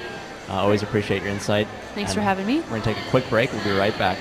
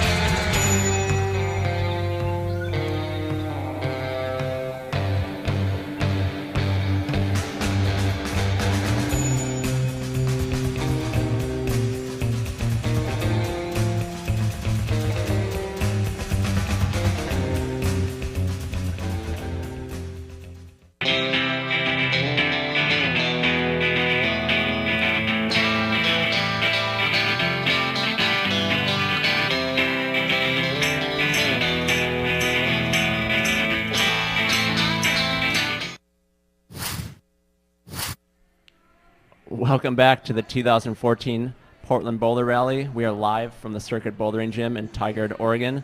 Take a look at our scores after the halfway mark here for the women. John, who do we got? Well, up at the top, of course, is Alex Puccio. She is dominating the field as she did in qualifiers. Right behind her, though, is Megan Mascarenas. She got 2 tops on this one, and none of the other girls have successfully completed 2 of their boulder problems, so they're definitely going to have to work a lot harder in the next 2 rounds. And taking a look at the men's scores, see Jimmy Webb out on top in the strength of 2 flashes so far, followed by Peter Dixon and Matt Foltz. So it's really anybody's game still on both sides. Still a lot to be determined here. As we see the route setters doing some work in the background here, we're joined in the booth by another one of the route setters, Dave Wetmore. Dave, thanks for being here. Thanks for having me, Brian. Yeah, so Dave, give us your impressions of this whole week and the preparation you guys put in. What was your guys' focus leading up to the finals here tonight? Let's see, we started on Monday morning and spent the whole week preparing finals and red point round. First 2 days we set finals problems, 4 on finals problems, make sure they're perfect, and then move on to the qualifying round. And we spend a lot of time trying to figure out how each round will correlate and affect the other rounds, and that's how the problems are built. So what did you make of the qualifier round this afternoon? A lot of the competitors were having a little sour look on their face, thought things were pretty hard. What did the route setters make of things? You know, every time we do this, we learn a lot, and we have to calibrate the problems based on their performance throughout the day round. I think it was a little warm in there today because there's so many people and it's packed, so that affects the texture on the holds. And we also use that to change the finals problems. And taking a look at our field so far, obviously Ashima is kind of an outlier. How did you guys adapt your setting this weekend, just given the diversity of the field? That's a great question. I mean, every time we do this, it's a roll of the dice. You know, as much as I'd like to say, she's this height, this person's this strong, this person has this hand size, we do a lot of guessing, and it's worked out so far. Yeah, and we're back in the action here with our 6th place qualifiers out on their 3rd problems, 3rd of 4, as we look at Megan Martin on an interesting looking problem there. Dave, what's this problem all about? This problem is all about the sort of athletic circus trick kind of brand. And Matt Foltz is just about to embark on men's number 3, which is the exact opposite: strength, finger strength, core, and just general climbing ability. As you can see, there's an arch of handholds. Dave, how confusing is it for the climber when they get up there to try and figure out which holds they're going to attempt to use? Yeah, I mean, these athletes are so strong and so skilled that we try and use every sort of edge we can to allow them to perform, but also put a tricky edge on the problem so that, you know, we can create some sort of separation. So, and we try and make the problems look pretty too. So. Excellent. Yeah, you guys are definitely keeping them guessing on this one. There's been a couple stumped climbers.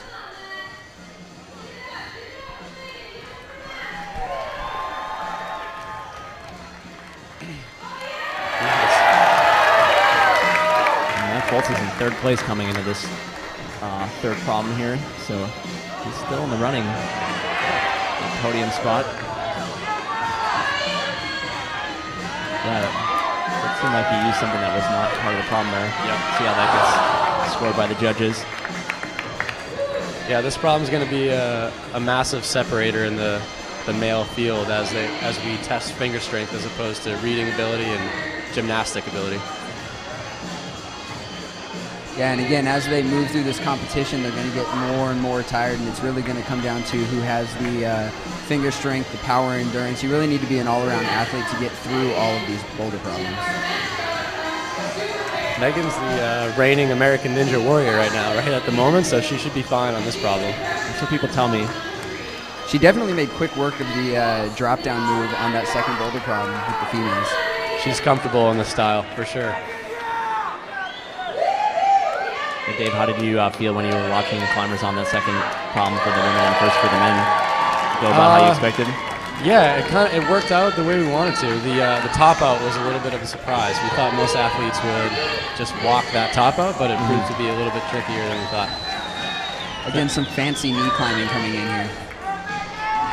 So this is interesting here. Actually, the hold that she's on is a sucker hold. It's not really used to advance in the problem, but we threw it in there for a little bit of a deception, and she might make it work, and we'll see. She is poised up on top of this and looking towards the finish. I think she's trying to calculate how far away that volume is. Yeah, that's pretty far. She's going to have to down mantle now to get back in the problem. Wow, Matt Foltz. I see she's starting to realize that that might be the wrong path. And shocking news to nobody, Megan Martin is smiling right now. Seems like she's always smiling. Yeah. And again, time is always against her. The longer she stands up there and considers this, while she may be wasting an attempt, she's trying to definitely get it this go. Megan having a pretty good time, despite being a little under the weather earlier. She's happy to make it into finals. Time is up. We'll see what Megan does here, perched up on top of this volume. This is our third out of 4 problems in this final round for these competitors. We have 4 minutes on each problem. The number of tops is going to be what decides this competition. And who wins the portion of that $10,000 purse. Megan just looks confused now. She's in no man's land. She has been deceived.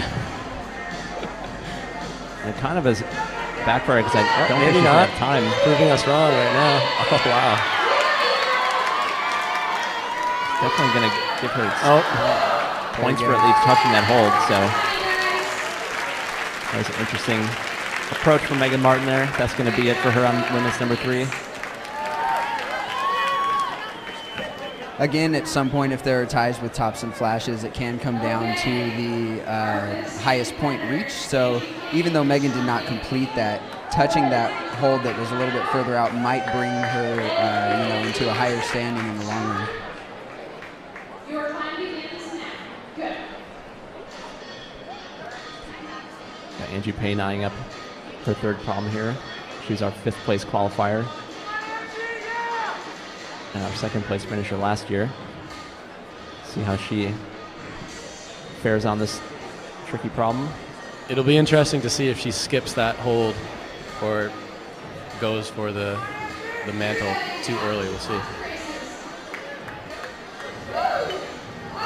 Angie Payne jumping right at it. Sean Bailey out there for the men. Dave, what's the texture like on those volumes? It's kind of like a belt sander. So it's going to rip their skin off pretty quickly.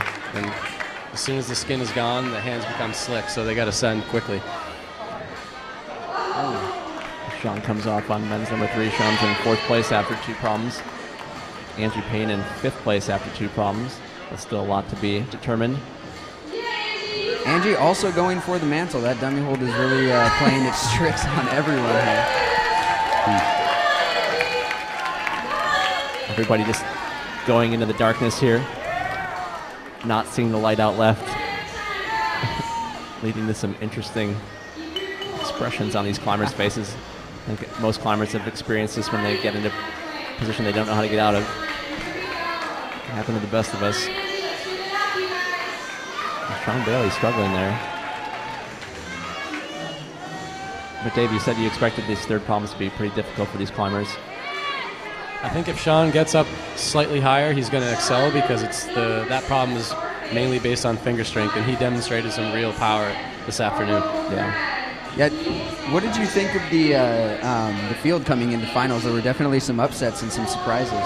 Yeah, every year some of these young kids continue to prove themselves and show what they're made of. But the veterans in this category also can hang in there for sure.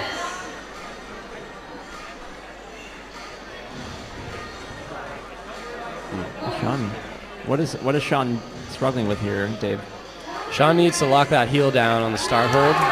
Jumping on these holds isn't going to work because they're so sloping and slight that this is a tensiony boulder, and the circus athleticism isn't going to work. It is going to work for Angie on that first move. Sure at least. is, yeah. Yeah, the men's problem is on a really vertical wall, so it's important for them to keep as much weight off their hands as possible since, like Dave said, those holds are pretty miserable. Again, Angie eyeing the mantle. I almost wish we didn't put that hold up there so that they might climb the boulder a different route.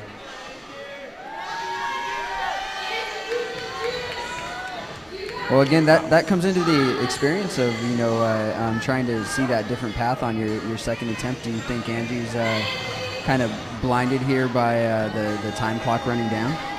I don't know. She's one of the most experienced, skilled athletes in the division today. I guess we'll see what she comes up with. Could be that lack of route preview sneaking up on some of these competitors. They didn't really get much chance to. It's not a lot of time. Think about what they were going to do. They just kind of had to go out there and climb by instinct almost.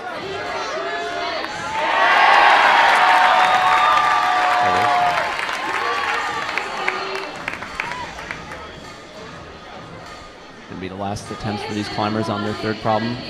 Sean Bailey and Angie Payne. See what Angie does here.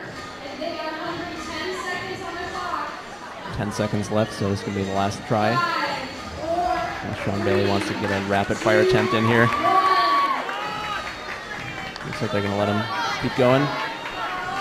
Surprising to see him struggle like this.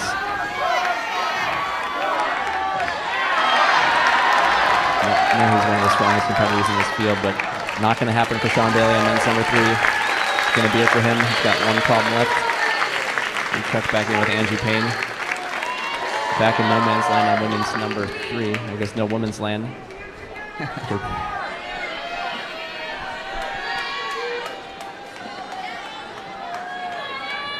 Dave, is she going to get points for this hold if she touches it, even though it seems like it's out of the 10 sequence? Yeah, she'll get points for sure, even though she skipped half the sequence. That's part of the rules here for tonight. So that's going to be it for Sean Bailey and Angie Payne. Moving right along to our next competitors. For the men, it's going to be Elon Jonas McCrae out of Canada and Shannon Russell on our Team Vertical World out for the women. It'll be interesting to see Elon on this problem. I think like Sean, he's got crazy strong fingers, so he should excel if he can get into that higher section.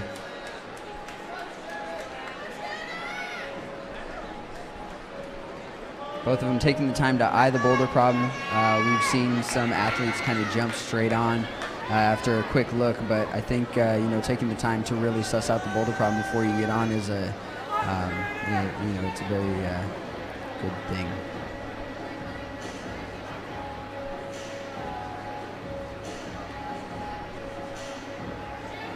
Crowd waiting for something exciting to happen here.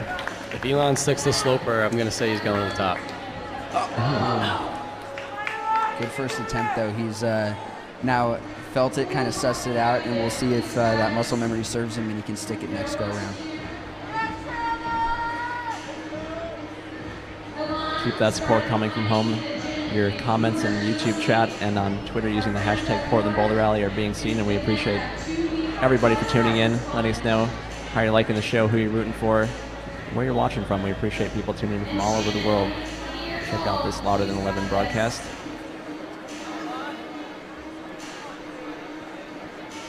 A lot of people in the chat commenting about Elon's shoes.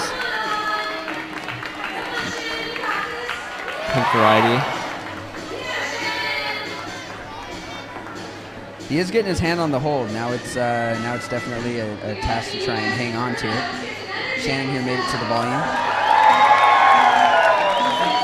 See if Shannon goes with the low and slow method here, or if she gets up into.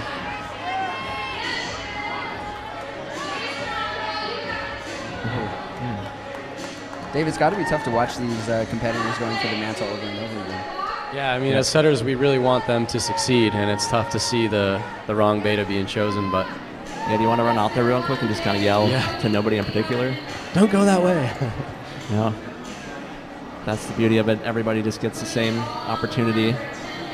It looks easy watching from this perspective, but when you're out there and the lights are off, people are screaming at you, and you only have a certain amount of time, it's pretty amazing what these climbers can pull off. You can definitely run into a tunnel vision, as we saw with the first two female climbers. So you know, we'll see. Maybe Shannon can break through.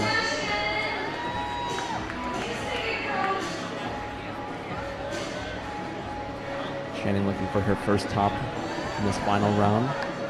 See if she can get it here on the third women's problem. Be the first to finish it. Guys are struggling with their problem as well.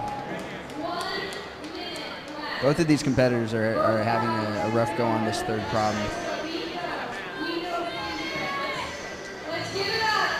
As much as it's disappointing or tough to watch some of these athletes not progressing the problem the way that we want, when another athlete comes through and sends, that's what makes it exciting. That's what these nights are all about. And we still have our top 3 qualifiers to come for both the men and the women, so there's still plenty of opportunity for these problems to get climbed. And based on what we saw in the second problem, I think a good chance of seeing some high points. Sticks that move. Now he's into his wheelhouse here. Come on. So strong. This could be the one right here. See if Elon can. Nice and slow. Incredible These holds on Jarvis McRae. You can see him just easing his way on those holds. You can tell how bad they are, staying super low. Great effort from Elon there. He does have the high point coming into this next round. You can get a sense for how bad those holds are by how slow he had to move on them. If you pull too hard, you just pull yourself right up the wall.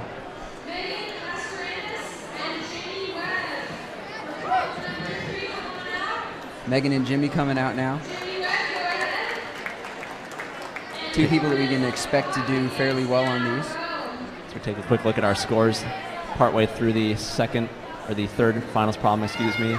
Alex Puccio and Megan Mascarini is still on top and still to come in their third problem. Not much movement from the bottom half there as we look at the men's scores. Jimmy Webb out for his turn on men's 3, out in the lead right now. Peter Dixon close behind.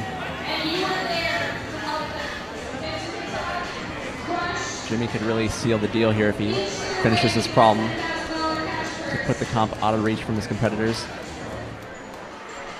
You know, on that last boulder problem, the second one, he did look super strong. Didn't look like it really gassed him too much except for that last move. So he's probably feeling a bit fresher than some of the other competitors after their multiple attempts on the last couple problems. Definitely works to your advantage to finish him quick, that's for sure. Yeah, it always does. See how Megan negotiates this section here.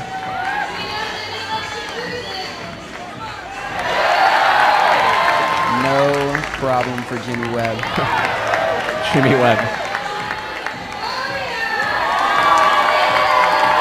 Making it look easy.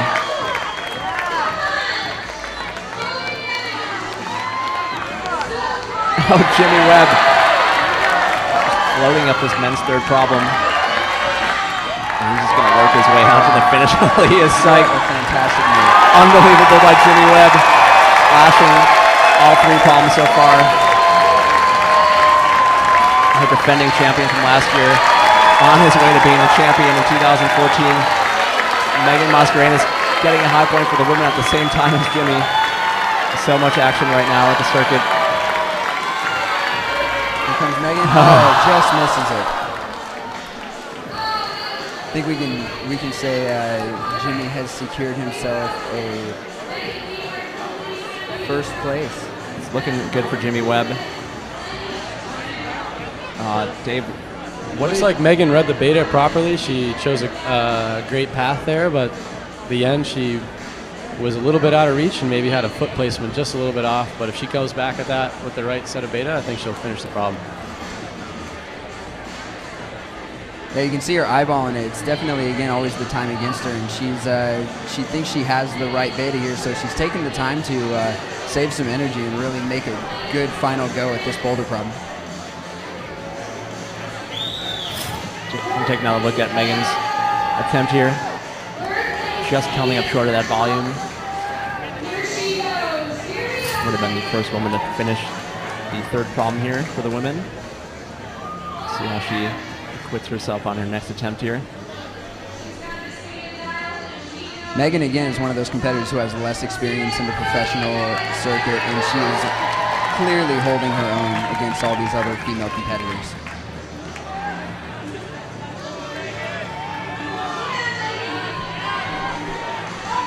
Crowd is pumped up right now. Jimmy Webb flashing his prom Megan, making great progress right now. Come on, Megan. See if she can figure out this move. She sees that foot. Oh no! She was going down into a press to try and readjust to get up to that next volume, and really just her hips came out and she couldn't hold it anymore. Action is just heating up. She has the night about progresses here. 13 seconds left, I think, on the clock. Yeah, if you looked away about 3 minutes ago, you missed Jimmy Webb just come out and destroy men's number 3. Definitely rewind your YouTube player and check that out at your leisure. But right now we got Megan Mascarenas in her final attempt on women's number 3. A top here would look really nice on her scorecard. Put some pressure on Alex Puccio. You know, she knows the beta. She's really just got to execute.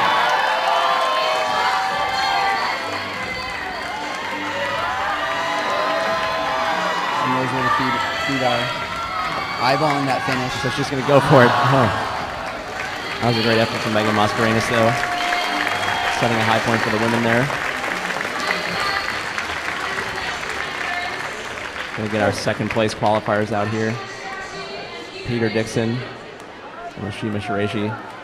Looking at the scores right now, it looks like Peter needs to flash this problem to keep pace with Jimmy and leave the door open at all for him to eclipse Jimmy on the last problem. So Peter probably doesn't know that, but we do.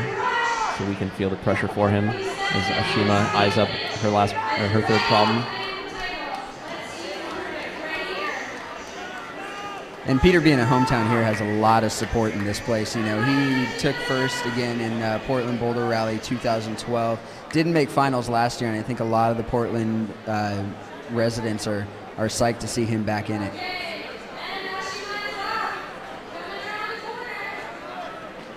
I think we're going to see this crowd get excited. Peter gets on the wall.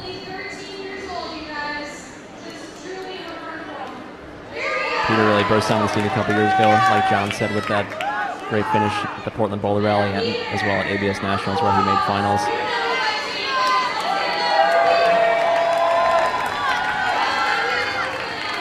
See if Peter can negotiate this tricky section here. No problem at all. Incredible to see the difference in the competitors here. Some of these guys just making it look so easy. Ashima up on that volume. Incredible power move here. Really just that one arm to pull with. Again, it's getting up there and having so many holds to choose from and really trying to decide what the best option is. Sometimes you don't know until you're standing up on top of the boulder, or on the boulder problem.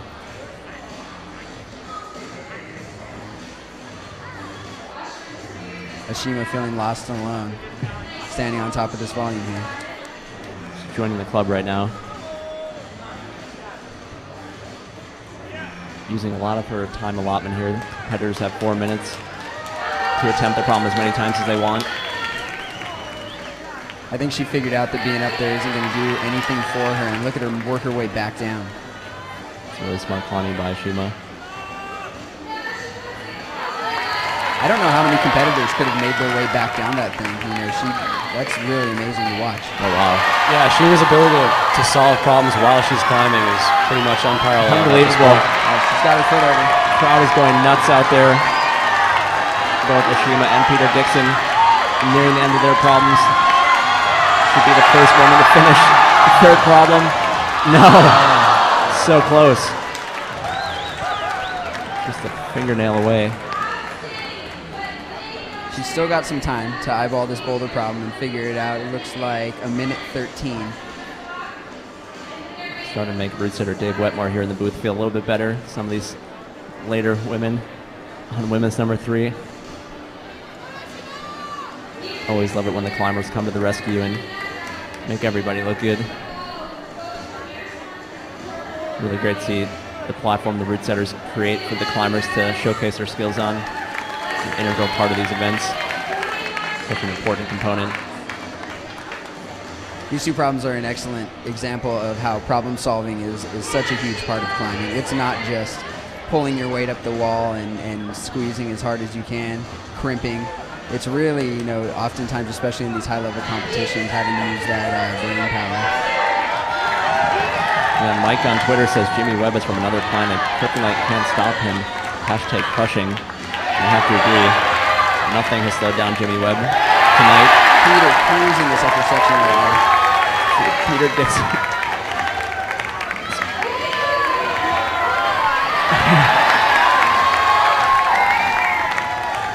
Incredible tension from Peter Dixon there. Holds her so bad. Oh no.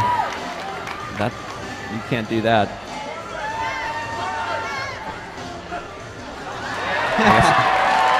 Dave, what do you make of what just? Well, let's just watch Ashima, and then we'll talk about what Peter did there. Ashima, almost had it. Great effort, but Dave, what just happened there with Peter? We made a mistake as route setters and didn't tape the top off, so technically he sent the boulder problem, but have to see how that gets scored. We will have to go to the judges on that. Get word on what just happened there with Peter Dixon, but that was the end of the round.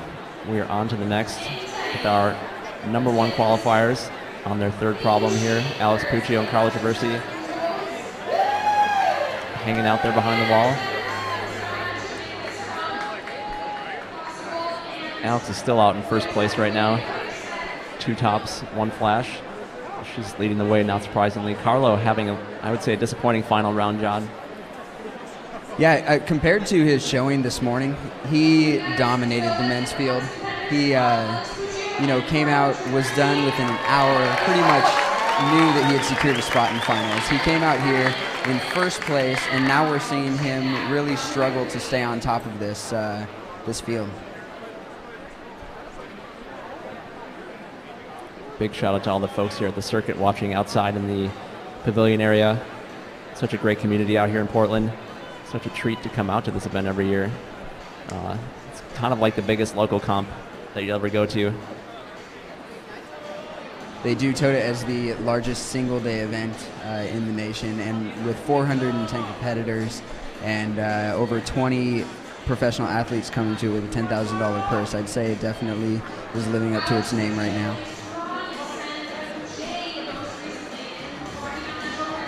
Definitely a problem that would suit Carlo's strengths. Very strong climber. Interesting to see how Alex Puccio negotiates the women's problem. She's very experienced, especially in the professional and international realm. You know, they've played a lot of tricks on her, and she's taken the time, or she's had the time to learn from those. So, you know, she's a smart climber. We'll see what she does with this.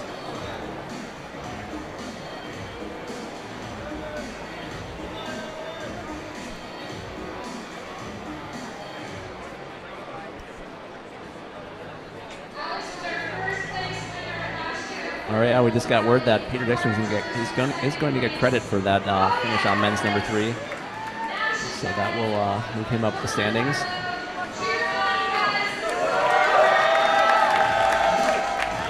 can see Carlo Traversi and Alex Puccio making their way. Carlo moving up on his second attempt here. We'll see if he can do it. It'll definitely do some good things for him if he can make this happen right now. And Alex on the right line. Side-by-side action. See if Alex will be the first woman to top out win this #3. It's Carlo going for it. Wow, that was amazing. Going big.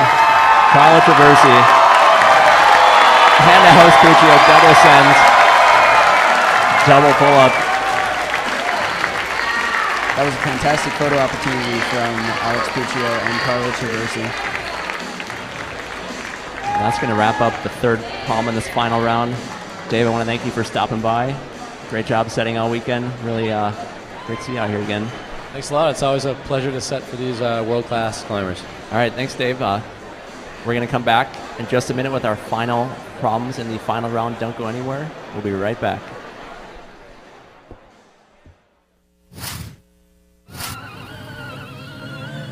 Hey, pal. You ready?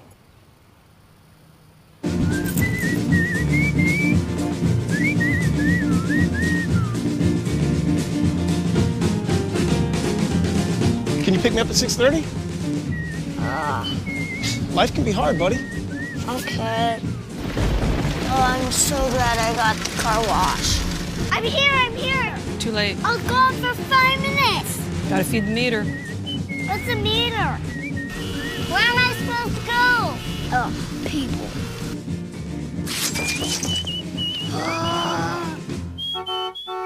I'm 5. Move it. You're killing me. You know what, Dad? I'm good.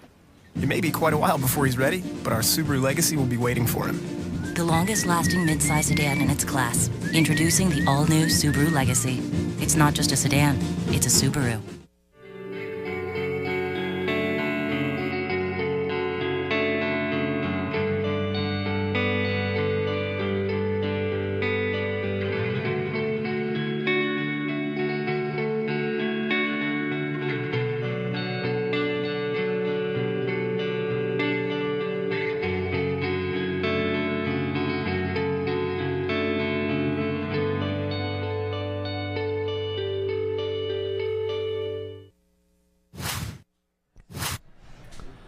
Welcome back to the 2014 Portland Boulder Rally. Brian Runnells and John Blomquist here with you all night long as we bring you this live coverage from the Circuit Bouldering Gym in Tigard, Oregon.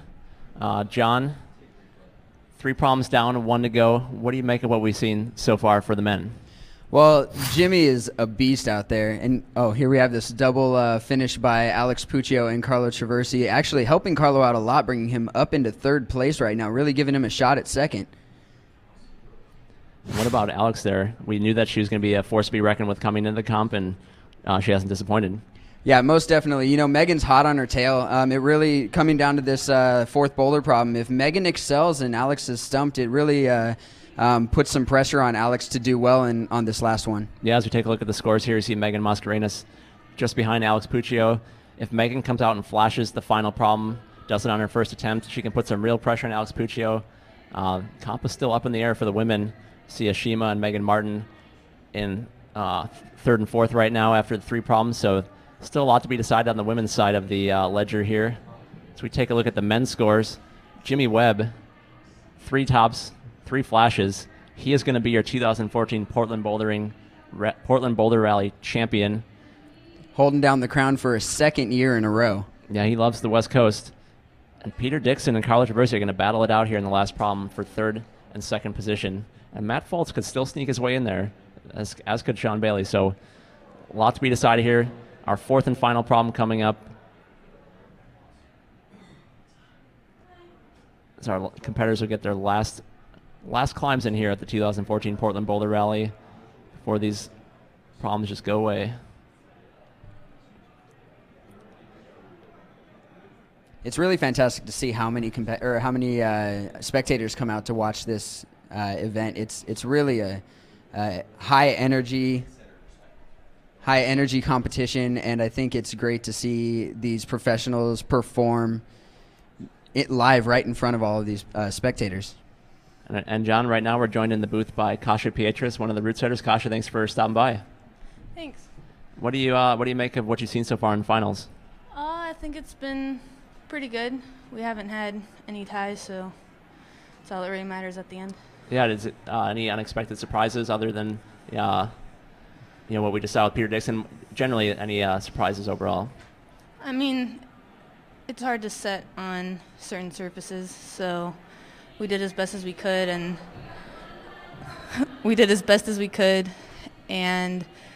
there was some minor mistakes, but in the end, it's good. Yeah, overall, it's been a really exciting show. Jimmy Webb came out and not surprisingly just looked like he was warming up on most of the problems.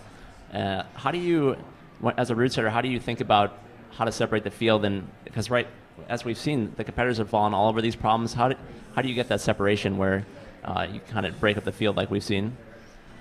Just try to make sure there's not like just one stop or move all over the boulders. You want to try to focus on several moves that have a possibility of being falls. So I think that's all it comes down to in the end. We're going to get our climbers out on the wall here. Megan Martin and Matt Foltz eyeing up their last problems, and they're pretty interesting problems. Kasha, what can we expect to see on these last problems for the men and the women? For the men, there's a lot of jumping around to be done. And then for the women, it's a pretty burly, compression-y kind of boulder that hopefully we'll see ascend on. And what about for the women? It's a pretty burly climb. Yeah, it's a super steep part of the wall here. You see Megan pulling onto the wall. Definitely is something that would suit her strengths. We'll see how she does. There's a nice little turnaround move here if they do it a certain way. And as you can see, there's 2 holds on the front of this volume facing the camera right now, and those holds are garbage. They are just flat little pancakes. It'll be really interesting to see what Megan does if she gets up to them.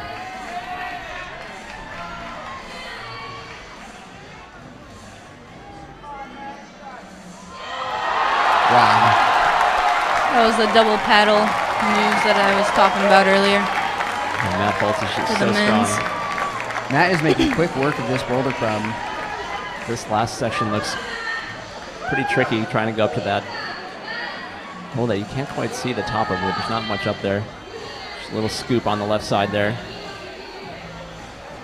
Another thing that's very commendable by the outsiders is the attention to aesthetics as well. This boulder problem is not only doesn't just climb amazingly, but it's also really great to look at. Look at this. No bonus points for a figure 4, but mad respect.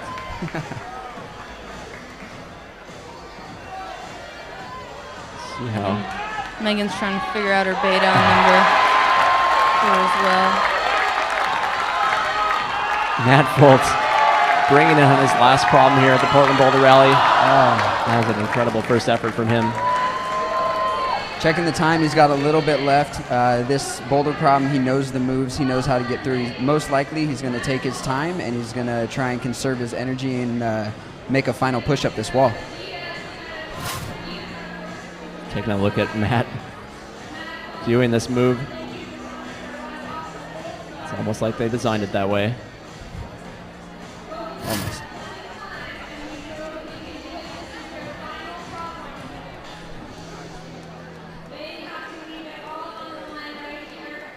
And Kasha, we talked to Dave about this too, but how do you guys approach setting the finals round like this when you have such a diverse group of climbers competing? It's hard to figure out because you see the list of competitors and you don't really know who's going to make finals. So we could have set the boulders for a completely different set of finalists. Mhm. So you just have to take everything into account to hopefully make it all work out in the end. Yeah, and if you're just tuning in, expecting to see climbers like Danny Woods and Vasily Vorotnikov, they were here. They did not qualify for finals. It was that tough of a field today. No easy spots in this final round. Yeah, there were definitely some upsets and some surprises, as we've seen, but the competitors who are in this finals have definitely earned their keep, and they deserve to be in this because the problems this morning were definitely on the tougher side. A lot of competitors were telling us how hard it was. All right, Kasha, great job this weekend. Thanks for stopping by and offering some of your insight. Yeah, thanks for best luck having to me. you. Yeah, thanks, Kasha. And with that, we're going to check out Matt Foltz again on men's number 4. Sticking it with one arm. Do not try that kind of move at home unless you have good insurance. Again, this is a brand new gym, so unless you're a Portland native in the last couple months, these are all brand new angles to these competitors, and they're having to assess the holds that they know on angles that they do not. And speaking of someone that's not brand new to the climbing world, the one and only Stephen Jeffrey in the booth with us right now. Stephen, thanks for stopping by. Stephen, what do you make of this event we've seen here tonight? We had an incredible setting crew. We're definitely a little young, but we're definitely feeling it. A little mishaps, but we're stuck. Yeah, this palm is really sick looking. Matt Foltz looking to be the first climber out And the first climber to send it, but not quite going to be. Stephen, what is the approach from the route setters when they know that there are 4 boulder problems that the climbers have to do? What is the ebb and flow of the difficulty and the overall style of the problems? We definitely want 4 different styles of climbing in there. Rock climbing style, power styles, trick styles, technical issue powers. You know, every bit of climbing aspect we can get in there. And then we put them in an order where the climbers are the most fit for each line. I try not to gas them out so we can get a good show out of these lines. That is what it's all about here. Like we said, this is a huge community event here in Portland. Hundreds and hundreds of local climbers climbing all throughout the day today at ungodly hours for climbers. And just such a great time for everybody. There's a big party going outside, vendor booths, food. I'm guessing there's some beer being outside right now. outside. It's just a madhouse. They're watching our live feed. They're killing it out there, everyone. Hope you're enjoying. Inside the house is just as wild. People are super psyched. We're doing the best we can out here, and we're killing it, you know? Yeah, we're going to get our next competitors out on the wall, Sean Bailey and Angie Payne. Still waiting for Sean Bailey to drop the hammer here and show the skills that got him into the final round. He's had a little bit of an off time, I would say. But he's definitely somebody to look for in the coming years, for sure. One of the strongest young climbers in the country, and in the world, for that matter. Yeah, that third boulder problem definitely gave him some trouble in the start.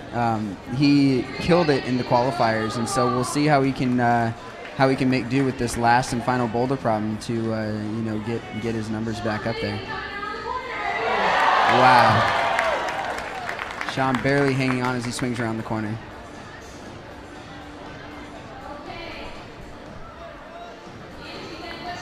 See how Sean negotiates this next move. Stephen, where do moves like this even come from? How do route setters think of something like that? This is a Dave Wetmore classic.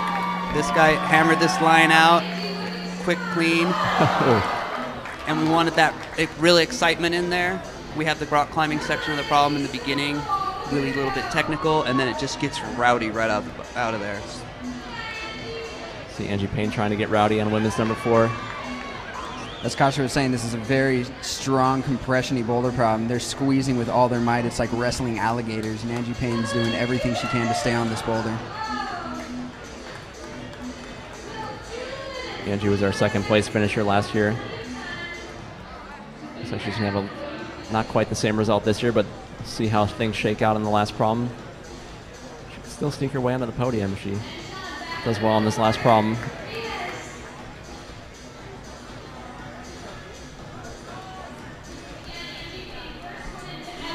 So Sean felt this move last time, and he definitely knows how to execute it. He's going to try and recalculate for this, and hopefully he'll hang on, give himself a better shot towards the top. This move is extremely committing. When I sized it up, I was just like, oh boy. Yeah, that holds are definitely a long way away, but a manageable distance if you just commit to the move the way you need to. I think it's really it's a hand-eye coordination mental 1-2 that they really need to, you have to focus on in the middle of the move while you're flying through the air. So it's not an easy thing to do. Angie Payne getting high up on those terrible pancake holds. What is the second half of this problem like, Stephen? Looks like pretty bad slopers. Yes, this problem is very complex. It appears to be a straightforward line, but has very complex subtleties to it. She's figuring out here. She knows how to. She just needs to get it on there. Yeah, that was really great by her figuring out sort of like micro movements. So we see Sean Bailey go flying. The emotions flaring up. Can definitely be frustrating when you know that you can do a move and you're trying over and over again, taking falls, especially falls at that speed and height. And as you saw there, he grabbed onto it and his feet swung out. It's a scary, dangerous thing, and commendable that he's throwing himself at it over and over again. Good time to thank all our volunteers here. You see them brushing the holes and doing all kinds of other important tasks this weekend, making this event possible. So many people volunteering their time to help put this event on. Would not be possible without all of them, so thanks to them.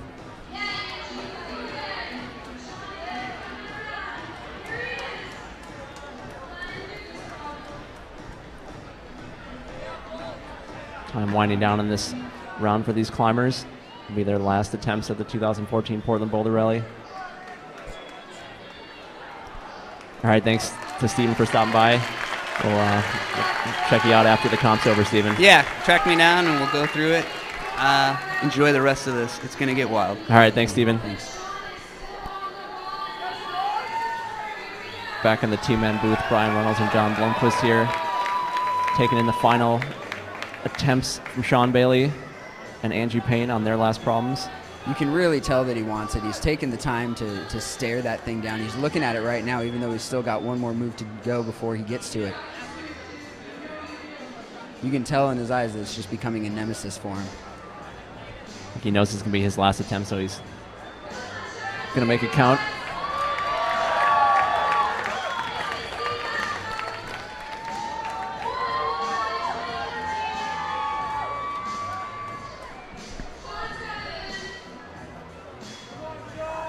Sean, again, being a route climber, really taking his time to shake out. And,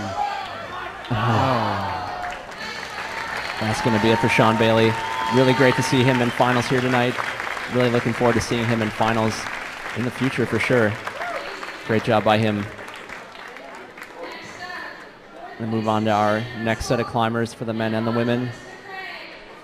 But before that, I think we want to take a look at some scores, see where these climbers stand with just a few left to go. Really getting down to the end of it here, the 2014 Portland Boulder Rally.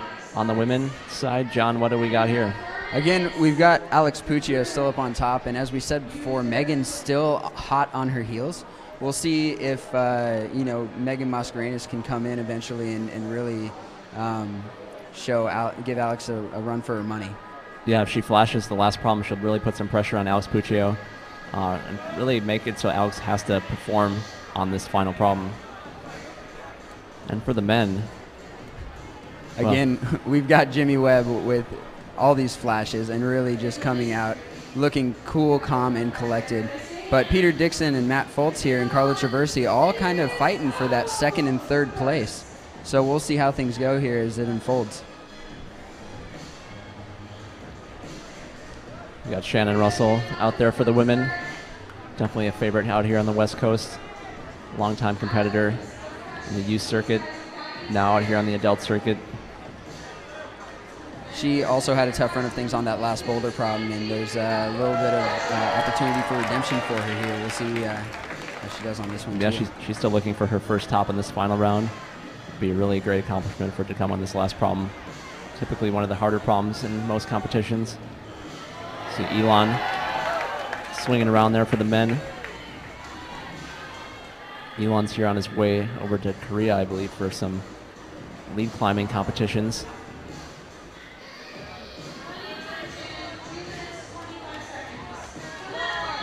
Looking pretty fit in the bouldering game.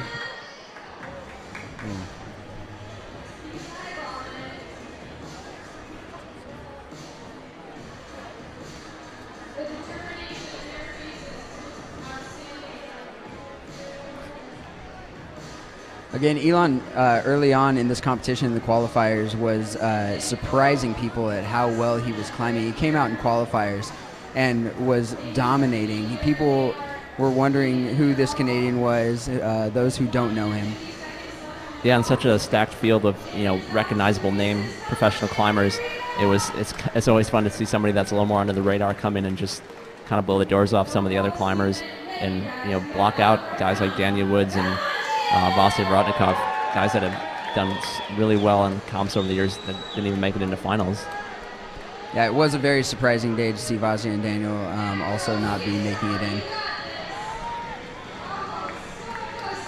Shannon Russell trying to figure out tricky section on the women's problem. Traditionally when you get into tough compression problems, it usually isn't the wow, look at that. Oh, that was unbelievable. Cruising through the 1-2. Wow. That is not normal. This is Elon really displaying what we saw in the qualifiers. He just came out and wowed everybody, and that's exactly what we're talking about here.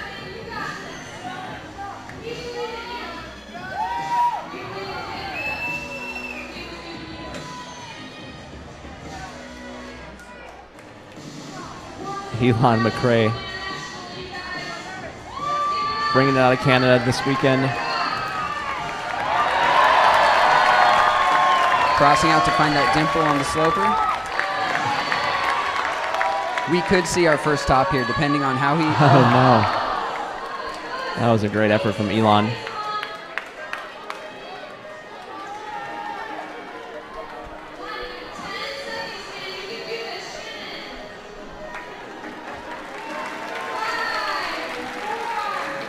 Looks like that's going to wrap it up for those two climbers. See Elon just spanning across. It's kind of a savvy move on his part, just figuring out another way. It's the beauty of climbing. There's usually more than one way to do something. It's just a matter of the climber to think it up in their head and actually do it. That's what we saw right there. Well, it looks like Elon did get back on for one more attempt. Snuck back in the corner there. How do you like his chances here, John? You know, I just am constantly amazed when I'm watching this guy climb. I'm one of the few people, or one of the many people who was unaware that, you know, Elon was as strong as he is. He came out and really just wowed everybody. See if he can repeat that move that he did on this last attempt. Sometimes when you do those kind of tricky moves, you're not able to do it again, but see how he does here in just a second. Eyeing that move again. This is his last attempt on his last problem. It's been the last we see of him this year.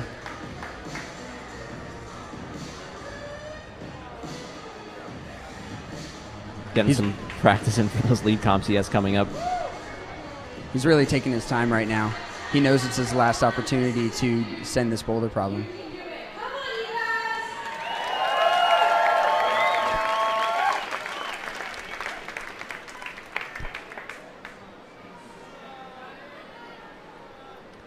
Still looking for his first finished boulder problem in this final round. A little surprising to see that. I think some of the problems that were in this final definitely suited him pretty well, but that's just the way it goes sometimes. He's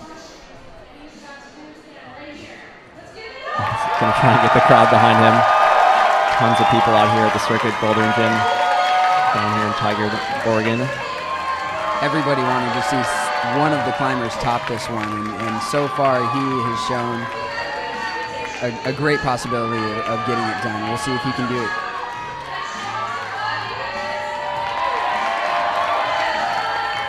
Wow. Oh, that's strong.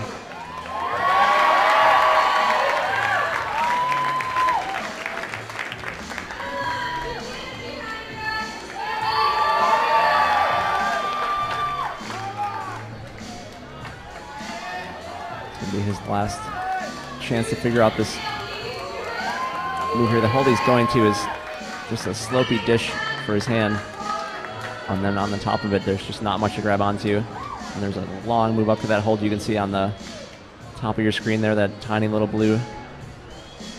Also, this is a great moment to give a shout out to the excellent camera crew who's come to get the footage and the live feed for everybody today. They're doing a great job of catching all the good angles and really doing the best to show us the shots.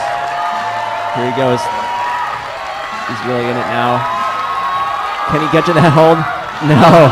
You can see leaving the chalk fingerprints just shy of that hold. Great effort from Jonas McRae. He's really trying to use the corner of that wall as an intermediate. There's not a lot of texture on this wall. There's a little bit, but it just wasn't enough for him to get up to that next hold. Just like that, we're down to our final 4 competitors, 2 for the men, 2 for the women. Jimmy Webb going to come out for a little victory lap right now. He is our 2014 Portland Boulder Rally champion for the men, 2 years running now.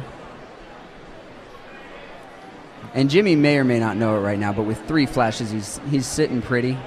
He's already taken the first place finish, and you know, whether he knows it or not, I think he's cool and collected. I don't know how worried he is about this boulder problem. I think he's feeling pretty good right now. He's got his competitors fearing the beard. Megan Mascarenas really needs to do well in this problem if she wants to put any pressure on Alex Puccio. Again, if she flashes this, it really, really sets a fire on Alex Puccio. Every attempt matters here at the Portland Boulder Rally. Jimmy Webb obviously got that memo since he's only left the ground 3 times in finals and topped out all 3 times. Look at all those phones recording Jimmy Webb right now. So 2014 right now. They must not know about this live feed that they can just watch when they get home.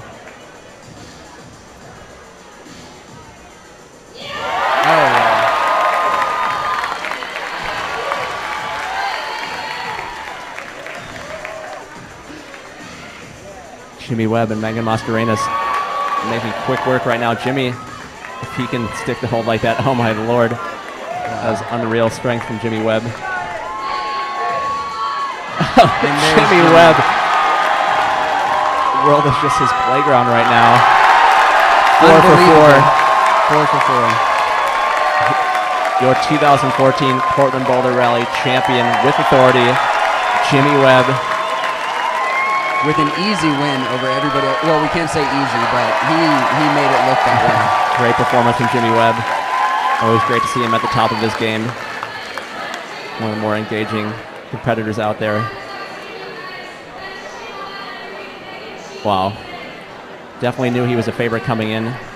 Did not expect him to win such a landslide victory. I think that's an apt way of putting it. Just taking a look at Jimmy Webb.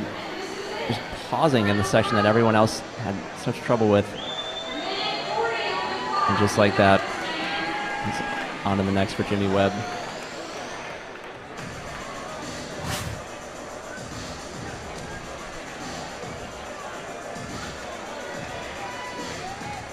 But this comp is not over for the women. Megan Mascarenas still right in the thick of things.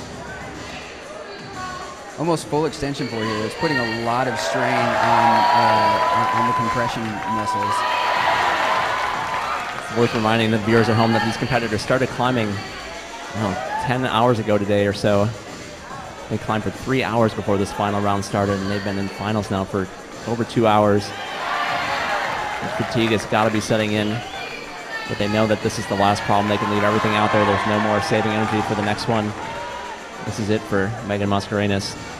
And again, many may not know Megan, but she did get 4th in Valen, so it's no surprise that she's here and she's doing as well as she is.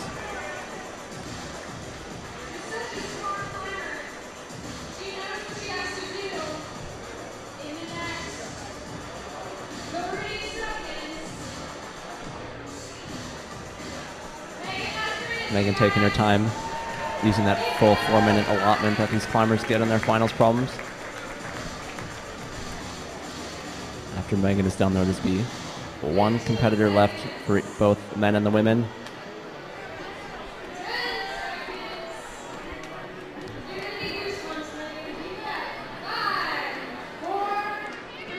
This is really the excitement of the climbing competition, in my opinion, is when it comes so close, and really it could be anybody's game, especially between Megan and Alex right now. And, you know, we've seen crazier things than Megan sending this, and at any moment she could. Yep, she knows this is her last attempt of the night. She's going to give it her all. The crowd's going to get behind her. That's the way it goes sometimes. Great job from Megan Mascarenas. Looks like she's in position for a 2nd place finish here. We'll get some more official results as we get them. But that means we're down to our top qualifiers for the men, Carlo Traversi, and for the women, one Alex Puccio. Going to come out of her final problem. Excuse me. I tried to jump ahead a little bit. 2 more climbers to go for each gender. Peter Dixon and Ashima Shireshi coming out for the men and the women right now. How could we forget? Yeah.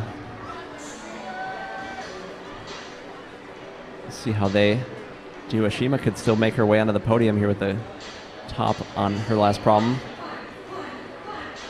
And for Peter Dixon, looks like he's got 2nd place wrapped up at this moment. Unless Carlo Traversi can come out and finish this problem. We'll see how that goes.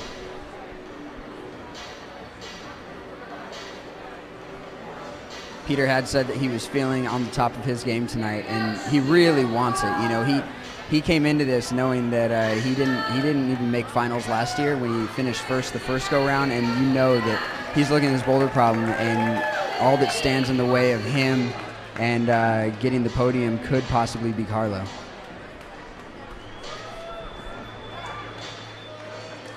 See if Ashima can be the first female competitor to get onto that head wall over the lip past the black volumes that are dotting this wall here at the circuit. Great side-by-side view right here. See Peter Dixon eyeing it up. He goes for it. Oh, wow. With a 10-point dismount. That was amazing. Just went windmilling out there.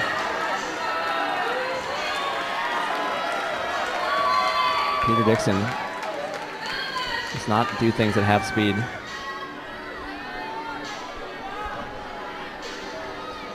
Ashima is struggling to figure it out. You cannot stay on those holds for very long. And fantastic pants.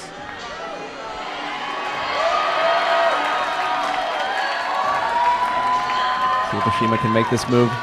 Be the first woman to do so tonight. Oh, no. Very close, though. Very close.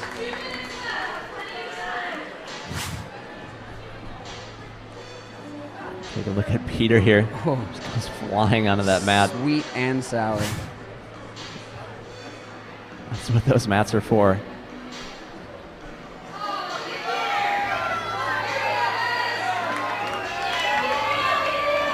Peter sticks it this time, no problem. Going for the rose cross dyno move, and I can't believe he got that. Two more holds to go for Peter Dixon. He is eyeing it up.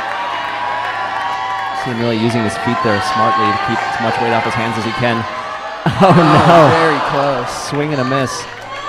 I think he's going to draw some confidence from that though, because he came really close. I think he knows he can do it. Got a minute left in his round here. Ashima, again, this is the fourth boulder problem, and this one is very taxing on the climbers, and this is her third go on it. She's got to be tired. We'll see how far she can make it on this thing. I sort of wonder if she's ever actually gotten tired for climbing. Based on her resume, she's climbed some of the hardest routes that have ever been done by somebody, under the age of even 18, and she's only 13 or 14 years old. She started really putting up impressive results when she was just 10 years old, climbing boulder climbs and routes that adults would just love to climb.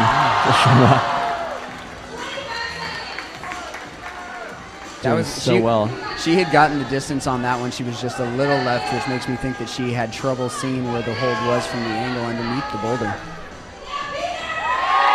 Peter Dixon back out here for his last attempt.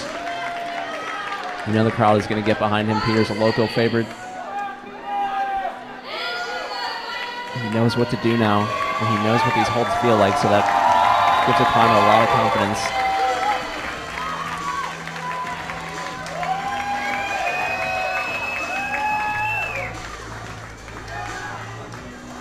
This is a great resting position for Peter Dixon, getting the full-on calf hook, really taking his time to rest it out. These last couple moves are powerful and strong for Peter.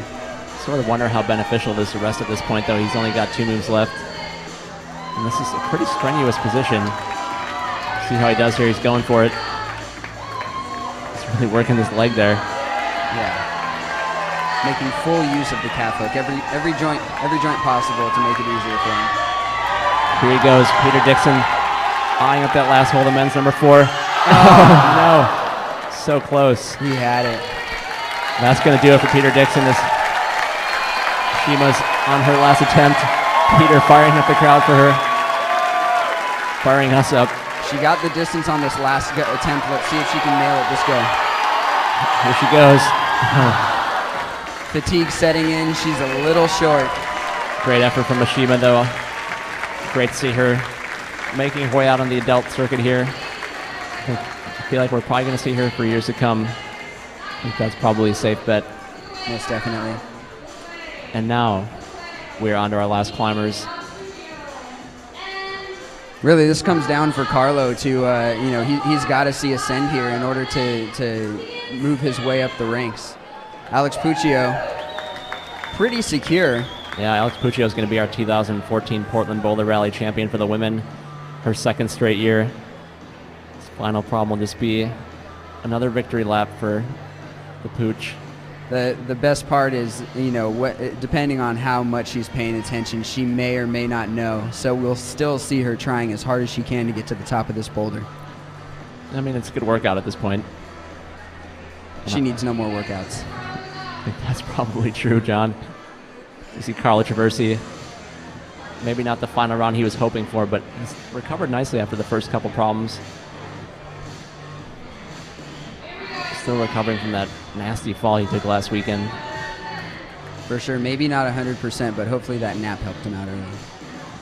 Oh, must not be much of a nap guy. But there's still plenty of time left for Carlo. Carlo finishes his problem, he can make his way into third place and push Matt Fultz off the podium, so Carlo's attempts definitely matter. If anybody can climb this women's problem, it's definitely Alex Puccio. It suits her style very much. She's just in unbelievable condition right now. Yeah, Alex is a strong, aggressive climber, and she has a very good chance of sending this.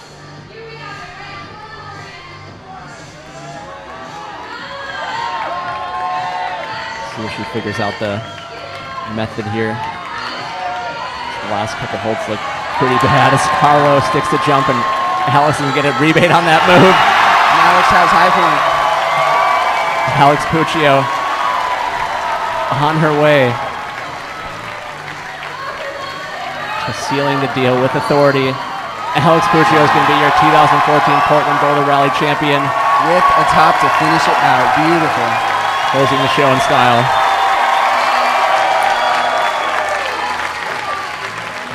Another successful visit to Portland for Alex Puccio. We have repeat champions for both the men and the women this year. Maybe have Jimmy and Alex climb against each other next year. But right now, Carlo Traversi waiting for his last attempt. Once Alex got a second chance at that move, she did not hesitate at all. No, we'll have to see. That looked like a foot slip for Carlo. We'll have to see how he changes his bait up to finish this one.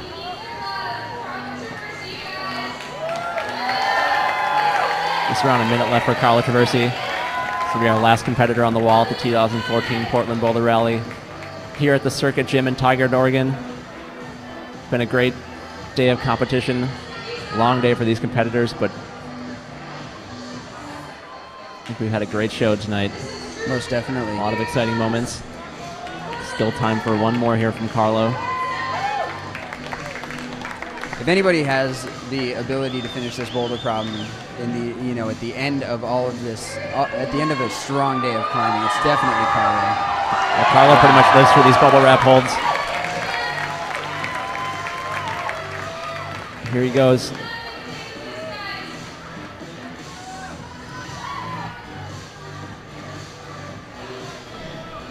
Carlo's going to take a moment to recalculate. His foot slipped on the last one. You can see he's using his left foot now. Can he hold that swing? Yes. Carlo just loving that hold right now. His left hand slipped a little bit there. Oh, just misses it. Just misses. I think he's out of time. That's going to do it for Carlo Traversi. Came in the finals as the #1 qualifier. Looks like he's going to finish in 4th position. We'll get some official scores in just a little bit. As we take a look at Carlo on the replay here. Really shows how much strength that guy has to be able to just hang on with one arm like that with all his body weight swinging around. And that might have put Carlo into 3rd place. We'll get full results here as soon as they're available. Do some awards. As we welcome you back inside our broadcast booth here at the Circuit Gym in Tigard, Oregon. We will take a quick commercial break first. We'll be right back. Don't go anywhere.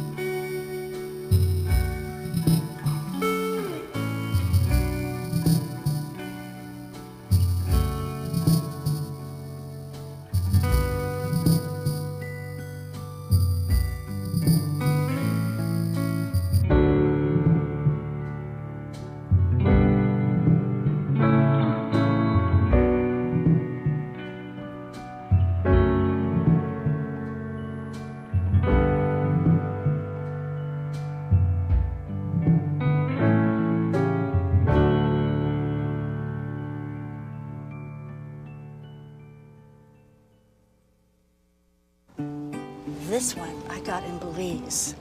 I was naked, zip-lining with a man.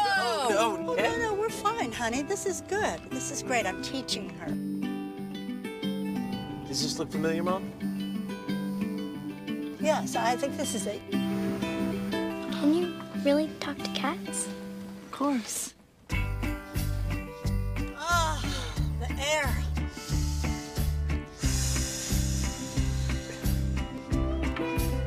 There it is.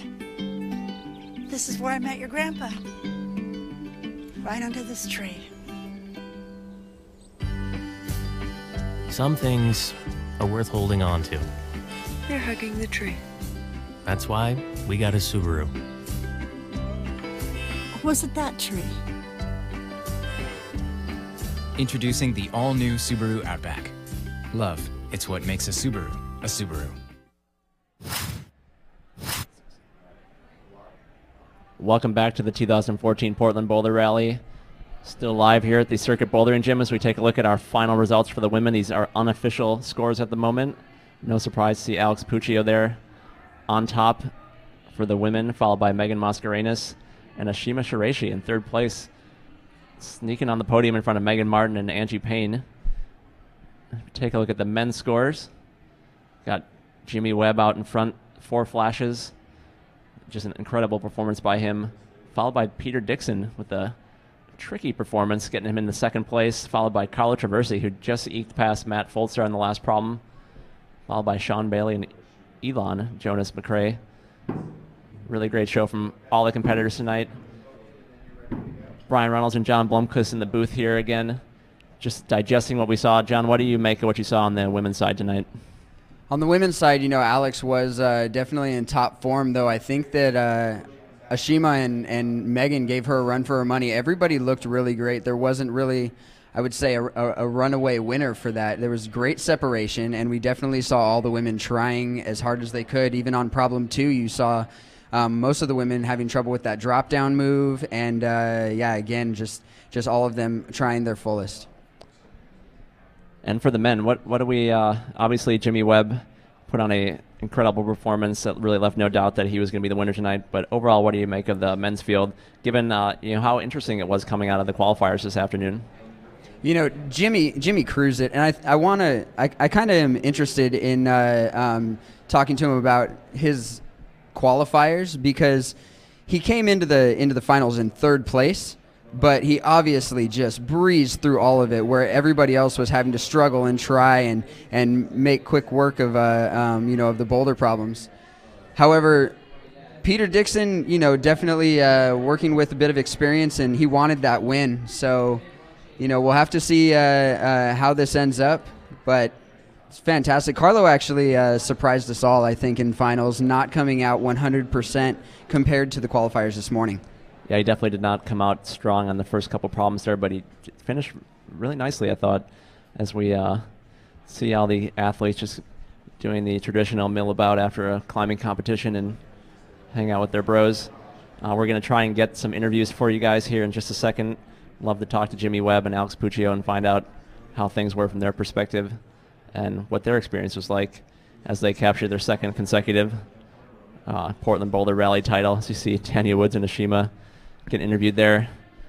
Angie and Alex. This is one of my favorite parts about the climbing competition, because as soon as the comp ends, you have everybody smiling and talking about what was so amazing and how hard everything was. And you'll even see later on, a couple people will try and sneak up and touch the finals holds just to see how hard it actually was. Yeah, and the viewers at home getting a good sense of the caliber of the field that were here. Most of these climbers that you recognize did climb this morning. They just didn't qualify for finals. It was such a tough qualifying round. It's just such a high bar to even make it into finals when you have your 8-time national champion like Dania Woods not even make it to finals.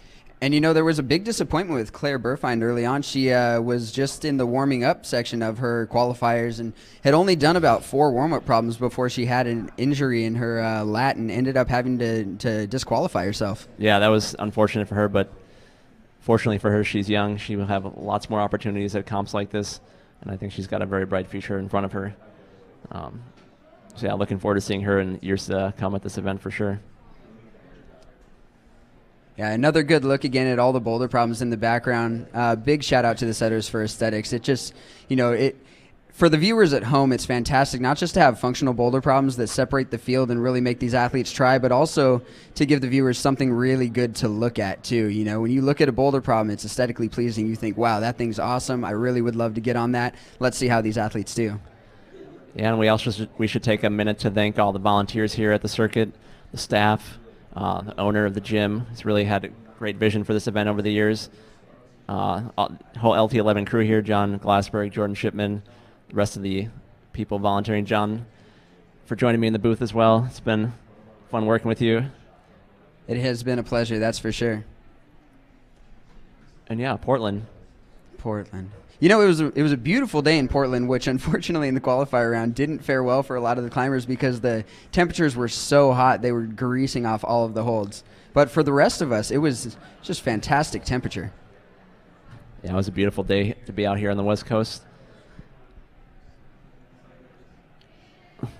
Just a second ago, actually we can see now there's Daniel Woods down there taking some photos. He was one of the big upsets today, not being able to make it into finals despite, climbing with Jimmy for the last 3 months as well. They've been out there crushing it, and we all expected them to both make it into that final round. Yeah, it was definitely the most surprising thing to come out of qualifiers today. But, that's why they have the comp, and I think we got a great result out of it. We're going to take another quick break. We're going to be back with results as soon as we have them for you, so don't go anywhere, and we'll be right back.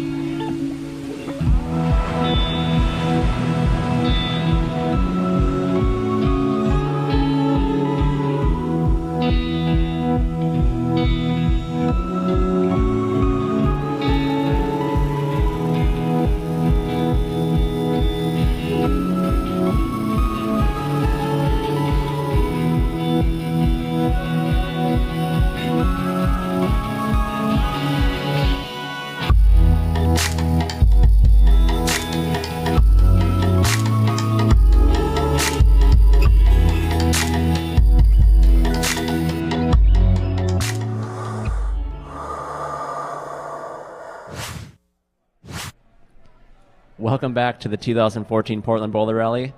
We are still here live, waiting on our results, which should be ready in just a minute here. Just getting everything sorted out. We're going to try and take a look at some replays and get you guys caught up on the action.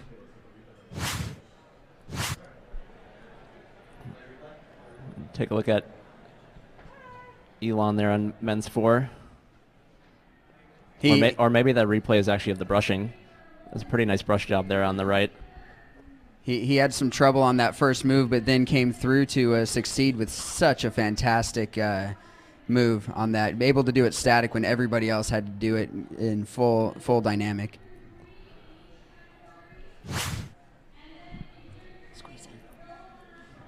And right now, John, we're joined in the booth by the women's champion for the 2014 Portland Boulder Rally, Alex Puccio. Alex, congratulations. Thank you. How did it go out there?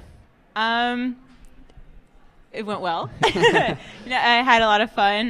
The boulder problems were really weird and different and not just power. Yeah. Some mantling, some ninja skills, some lost skin. Yeah, how are those volumes? They're very new. I don't know, we're just newly textured. I don't know. It's really rough, and the holds are brand new too.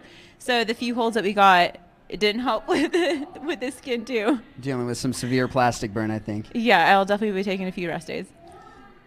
So talk to us about what was your favorite boulder problem out there? Favorite boulder problem? Oh, I don't know. Maybe the last one. All right, well, Alex, congratulations. Thanks for stopping by. Awesome. Congrats on your second Thank consecutive you. victory. Yeah, maybe you can do it again next year. So yeah, hopefully. Let's plan on it. Congratulations, and Thank thanks you. for stopping by. Thank you.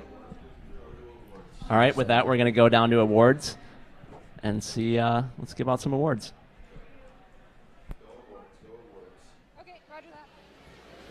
Okay, so in the men's advance, so that was V6 through V7.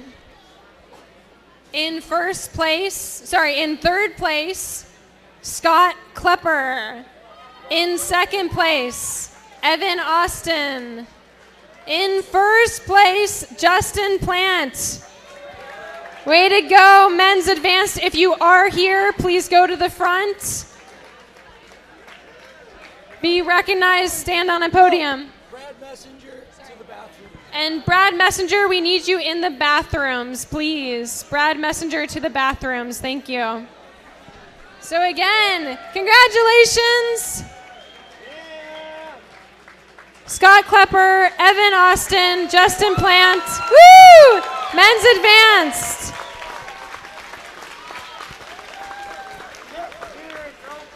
Okay, thank you very much. Good job, you guys. You will receive all your awards at a later time. We're just trying to get through these names. So in no particular order on the categories here. Next, I have men's intermediate. That was V4 through V5.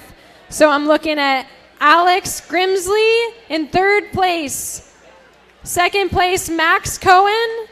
And first place, Evan Lovely Myers. Congratulations. Head to the front if you're around. Men's intermediate finalists. Yay! Oh, yeah. To the top, on camera. Nice job.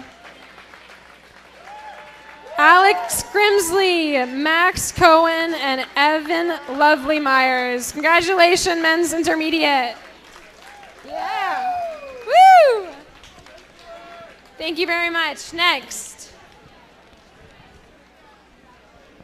In men's masters division, we had actually quite a stacked crew here. In third place, Craig Malik. In second place, Yusuke Tamari. In first place, Eric Simon. Congratulations. Head to the front to be recognized. Again, Craig Malik, Yusuke Tamari, and Eric Simon. The other two couldn't be here, but way to go, Yusuke. Omedeto.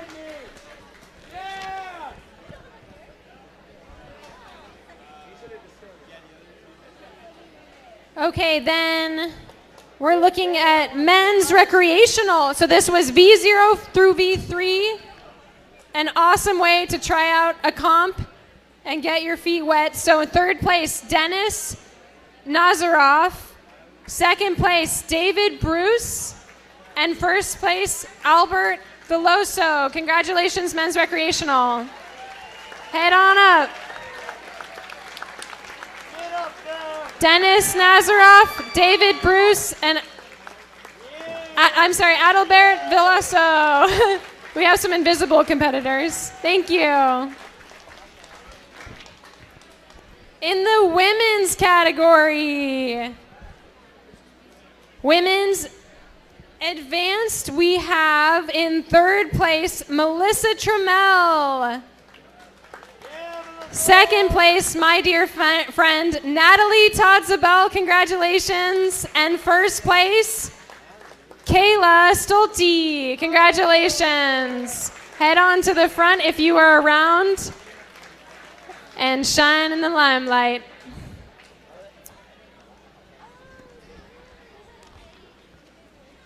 Not everyone can make it, but again, congratulations to women's advanced finalists. Women's intermediate, V3 through V4.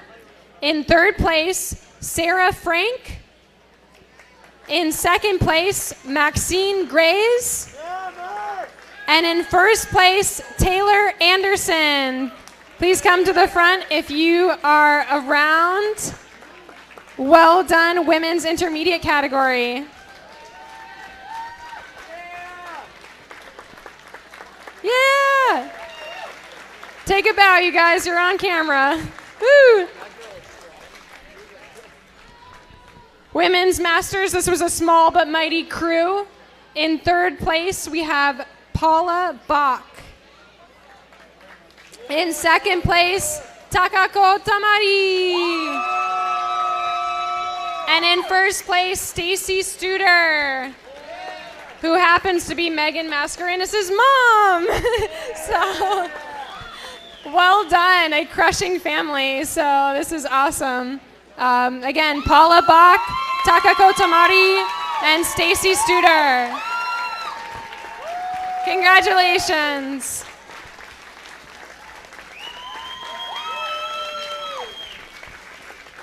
Well done, everyone.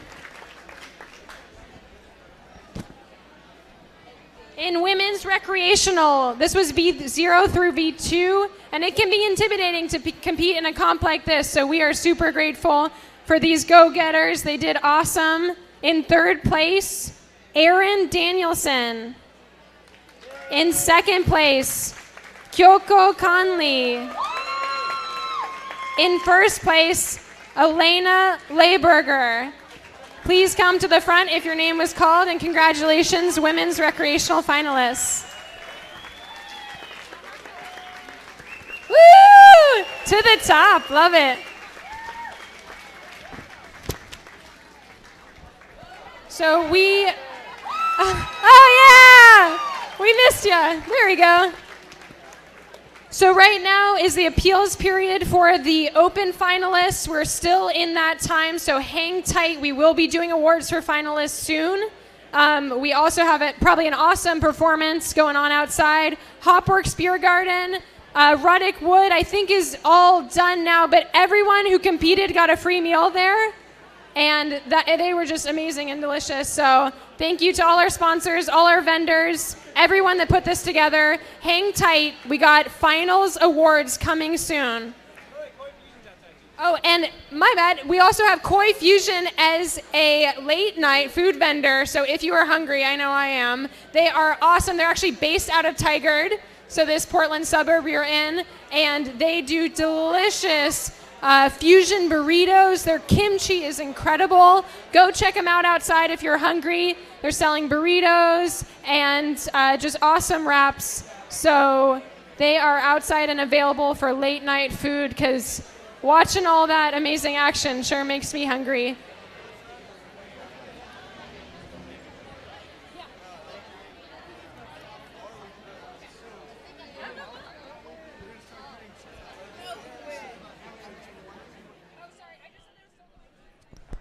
All right, we're still hanging out here in the broadcast booth waiting for the final results for the pro category. Speaking of professional, joined in the booth by the men's champion this year, Jimmy Webb. Jimmy, congratulations on your second straight victory. Thanks, man. It's fun. Yeah. Yep. Yeah, it was a fantastic performance. You swept the field. How did you feel out there? You looked really strong. Yeah, I don't know. Like, I felt pretty good, but I think also is a bit of luck. I feel like most of the problems actually suited my style, like, to a T. And even a couple of them, it felt like almost it'd be a little better if you're bigger. So, and there were no tiny crimps or two-finger pockets, so I was really psyched. Well, I said during the broadcast that we were talking about different styles, and it seemed like climbing was just your style. The problems, there were some slabby problems, some steeper problems, and it didn't really seem like any of them gave you any trouble. Yeah, I don't know. Like I said, just like a competition climbing is, anybody's game out there. All those guys you climbed super well in qualifiers, and a lot of them I really was like, wow, these guys, I haven't heard of a couple of them, like Elon from up in Canada, he's super good and super strong, and I'd actually only heard stories of because he's, really good and he's really close to singularity, which is maybe one of the hardest boulder problems in the world. So yeah, it was just a fun experience, and I actually felt pretty intimidated climbing against these guys. And like I said, I think I'm just super fortunate and got lucky. Yeah, definitely didn't show out there. Yeah. So you came into finals in third place after your qualifiers. You stopped climbing early on. Did you feel like you had secured a spot in finals, and were you just saving energy for the finals? Yeah. We'll see. Yeah, I mean, the way it went is the top two hardest problems in qualifiers were actually really hard, and they were kind of a boulder that you would have to actually project. But every try you had to go from the bottom, so I was like, I can't figure this out by trying it from the bottom every try. And it ended up being, the only one that I couldn't really do that a bunch of the other competitors did was this really crimpy problem. And I gave it 2 tries, and I was like, well, I know everyone else is struggling as well. It was a difficult round. It was really hard. All the problems were really crazy, and they were really cool, but they were really hard. And I was like, you know what? I'm just gonna, I can't do this one. It's fine. And I think I might be in. It's really close, but I'm gonna take the chance and just chill out and see what happens. And if I'm in, then save some skin, because that crimper problem is heinous. Yeah. Yeah. And out of the 4 finals problems, did you have any favorites as we take a look at a replay here? Do you even remember the problems as you're going through them? Yeah, I think they were all actually really nice. They were unique in their, in their own way. This one a bit more technical, which was fun. It came out, and you had to do some cool moves like mantling up, and you feel pretty insecure the whole time, which is kind of cool. And the finish, the mantle, I got there and I was kind of having trouble standing up. And I was like, oh my God, I am going to get so much crap from all my friends back in the South if I fall on a mantle. That's what we do. Yeah. A lot of people tried utilizing the arete. Did you consider it at one point in time? Yeah, I reached out there a couple times, but it felt so out of balance. And I knew that you could stand up. It was just quite insecure. I was just a bit nervous. And if you stand up too fast, like I think Carlo did, he started standing up. He felt really confident, and you can hit your knee. And as soon as you hit your knee, your head goes back. And, so you have to be confident in the mantle, but if you start going too fast, then you could easily kind of knock yourself off. And how much confidence did it give you to come out on a problem like this with, some trickier moves and have such success on it right out of the gate? Yeah, I mean, it's always nice to come out and flash the first problem. It's kind of how the competition format runs. If you come out and you fall on the first problem, your momentum kind of slows down. So it's really, I think it's all about building momentum. If you flash number 1, then you have more motivation and more, confidence on number 2. You flash number 2, it just builds and builds and builds. So did you have a sense of where you stood in the rankings after each of the problems? Did you have a sense that? Yeah, I mean, I knew I had a pretty good opportunity to win once I'd flashed the first 2, and no one had topped the second one. Mm-hmm. But I knew that, there's 2 more problems left. We're only halfway there, so focus in, see if you can do well in the third one. Don't think you have it, because as soon as you start doing that, that's when you're out the game. And yeah, and then third came out, felt really nice on the hold, stuck to the grip super good, and yeah, it was just, at that point I knew I'd won, and it was just a pretty cool, happy moment. I was like, oh man, the stress is gone, Nice. Yeah. So, which problem did you like the best? Oh man, I don't know. They're all really good. Yeah. This route setters did an awesome job with the problems. If I had to pick maybe a favorite, the last one was pretty fun, pretty dynamic, kind of techy, big slopers, big holds, pretty much my style. Really fun. And the third one was really good too, subtle and stuff. You had to be pretty specific. And yeah, that was an interesting problem. Yeah, that one's really nice. And I thought maybe the hardest one for me was the second one. Had a couple crimps, and then the crazy shoulder move and stuff. Yeah, the one that came out the roof. Yeah, exactly. Yeah, that one was probably the hardest one for me, and it was really good though. Yeah, I felt lucky. Yeah, it seemed to give a lot of the competitors trouble on that one for sure. Yeah. Yeah. Sure. What about the women? What do you make of Alex Puccio's dominance of this event and just how well she's been climbing of late? I think she's just focused in. She's a seasoned World Cup climber. She's been doing that so much. And I told her when we were in Switzerland, like back in February, I was like, listen, like, if you're having trouble, like switch it up. Like, I was like, you're really strong, and I think you could really push it if you focused outside climbing. And at that time, I think she was more or less just psyched on trying to push through. She's really determined to try to do well in the World Cups, and so she pushed through and stuff, and then she started climbing outside, and here she is. I think it's good because it takes her mind off of World Cup climbing, so she can go back with a fresh mindset and realize what she can do outside. And I think that'll also give her confidence inside as well. So you've been pretty much consistently climbing outside for quite some time. You were in the Rocklands, and then you were in Squamish. You spent the last couple weeks in Leavenworth. You with Daniel Woods. Were you disappointed to see that Daniel didn't make it into the finals? Yeah, actually, I wish. Yeah, it's always fun having him back there. He's super motivated and like never that upset. I don't know. It's just like super chill guy, and he's just in there having fun. So yeah, it's a bummer not to have him back there, but it's just how it goes. Like the field's so strong, and even if you are in my opinion, Daniel is probably one of the, if not the strongest climber in the world, and it's not a gimme, like those guys are really good, and you kind of got to have a bit of luck on your side, and just hopefully you do well. Yeah, most definitely. Right now we're taking a look at the replay of Jimmy on the final men's problem. A pretty tricky problem. Guys didn't have much of a preview. What did you make of this problem when you came out and looked at it? I saw that most of the holds are actually pretty good, so I knew it was going to be really dynamic, and the crux finish for sure was going to be the one. Like I was like, okay, that's going to be the crux. The bottom's just going to be a bit go-y, and hopefully you stick the holds.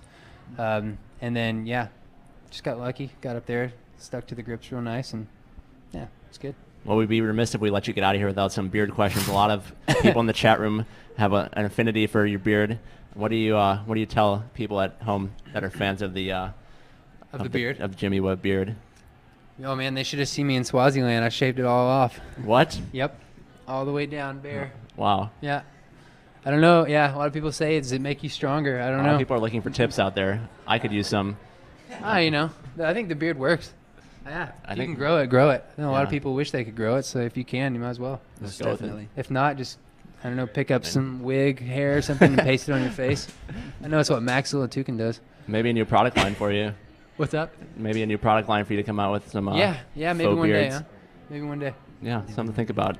Cool. I'll take 10% though. All right, Jimmy, what's next for you after this? We're actually the weather's looking a little bit better in Squamish, so tomorrow we're gonna drive back up there and back to Canada. Yeah, see how it goes. Stay for a week, and then if the weather, like it can do up there, it just goes bad, then come back down to Leavenworth and then some Wyoming. So we're kind of on the road. 510's super cool. They gave us a van, so we're just traveling around and living out of it. Me, Kosh, and Oreo. Nice. Yeah, it's not bad. Cool. Well, thanks for stopping by. Congratulations on your second consecutive victory here at the Portland Boulder Rally. Cool. And we look forward to seeing you next year. Cheers, guys. All right, thanks Jimmy. Thank you. We're still hanging out for the inevitable award ceremony for the men's group as Jimmy goes and gets some well-deserved fist bumps from the broadcast team here. Tucked away in the yoga studio at Circuit Bouldering Gym. The only air-conditioned room in the whole building, actually. It's been quite nice. Only the best for the Louder Than 11 broadcast crew. We'll get an update on this award situation here as soon as we have one. We find somebody in the position to tell us what's going on with the awards. John, do you feel like you have some good beard growing tips to go home with? So, repeat that? You feel like you have some good beard growing tips to go home with? Good beard growing tips. I hear, oh golly, I don't know. Maybe some vitamin C. Mm-hmm. I don't know that. Don't try that. We're going to have another competitor stop by the booth here. Peter Dixon taking a seat. Looks like unofficially Peter was in second position. Second place. It's not beer, it's actually June. Okay. It's just kombucha. Peter, yes. Thanks for stopping by. Congratulations on your finish. Thanks. How did it go out there for you? It was awesome. I mean, the routes were super fun. I was able to find, some routes that are kind of beta for a couple things, and just pull hard and feel strong, and it all kind of clicked together for a lot of the problems. Sure. So how did the problems feel out there for you today? Which problem did you find you had the most trouble with? Ooh, gosh. They all felt like really good, really solid problems. None of them really felt like I had super problem with. Maybe problem number 3 with those holds. They didn't feel super comfortable. Yeah, they were just like slopey and they looked pretty miserable. Needed to be chalked and brushed pretty thoroughly. But I got up there. I was looking at that last move, that dyno, and I'm like, okay, I'm just gonna reach the top. Yeah. And that one stumped a lot of people. Right. It was really interesting to watch, see who could make it through. Even the second move, I think it was, to the sloper out on the face. And then after that, you still have a very athletic climb ahead of you. Yeah. So. And how did the round unfold for you? You obviously, I think, had a sense that Jimmy Webb was doing really well. How does that affect your mindset when you get out there for each problem? We're all friends out there, and so we all kind of know where we stand by the end of each problem. So, it's kind of cool. It's not super competitive, so it's like, oh, nice work, dude, well done, and, you kind of just see where you lay, so in the running, so, yeah. How did you prepare yourself when coming from the qualifying match into finals? You had a little bit of lag time in there, and then you definitely had some ISO time. What did you do to prepare yourself for this final round? Ooh, I love coconut water and bananas, simple sugars, and stay hydrated. And also just, it's kind of tricky with the way that it runs in different competitions and finding that kind of stride, not getting too cold, and just kind of keeping movement going and, just keep climbing. So. And what about the circuit gym here? That you've been at the Portland Boulder Rally for a few years now, and what can you just say about the overall community out here in Portland? Community is awesome. There's a lot of psych, a lot of great people. I mean, you can hear the crowd. They're roaring. Everyone's loving it. It's a good time. Yeah. So earlier on today, we had an interview, and you said you were feeling 100% and that you were ready to try and take back that title. Are you pleased with your finish today? Oh, yeah. Super pleased. Yeah. Yeah. Yeah. What can you say about Jimmy Webb? I mean, his performance is kind of unmatchable in some sense. Like, he just kind of came out and Jimmy's a beast. He had a good day. Those problems. Yeah. And I was psyched. I think the only thing I wish I had done different was just finishing that final problem. Yeah, you were right there. Coming really close, and Yeah, awesome. The dismount was pretty spectacular on that first one. Right. Yeah. Wow. Yeah, I think we need to slow motion replay that and see how many spins were in that dismount. We there. have. Oh, yeah, sweet. We've been enjoying it back here, looking at the 720, or even higher. I don't know. We'll have to check with the Belgian judge. Okay, sweet. Do I get extra points, higher marks for dismounts? I think so. You also had an excellent kind of bat hang rest on that right after you did succeed. Yeah, so, I was really close to letting go with both hands and just kind of going for the full bat hang, but wasn't quite feeling it. There's no style points, unfortunately, in climbing. Right, exactly. All right, Peter, what's next for you after this? Oh, next weekend there's another competition. Weekend after that, another competition. Weekend after that. So I'm just kind of in comp mode for the next month and a half. All right. Well, Peter, congratulations on your finish tonight, and thanks for stopping by. Yeah, my pleasure. All Cheers. Right. Thanks to Peter Dixon for stopping by.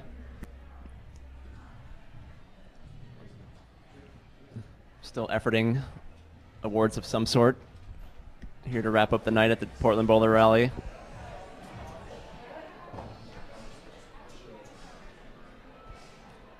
We'll hang out here until we have those results.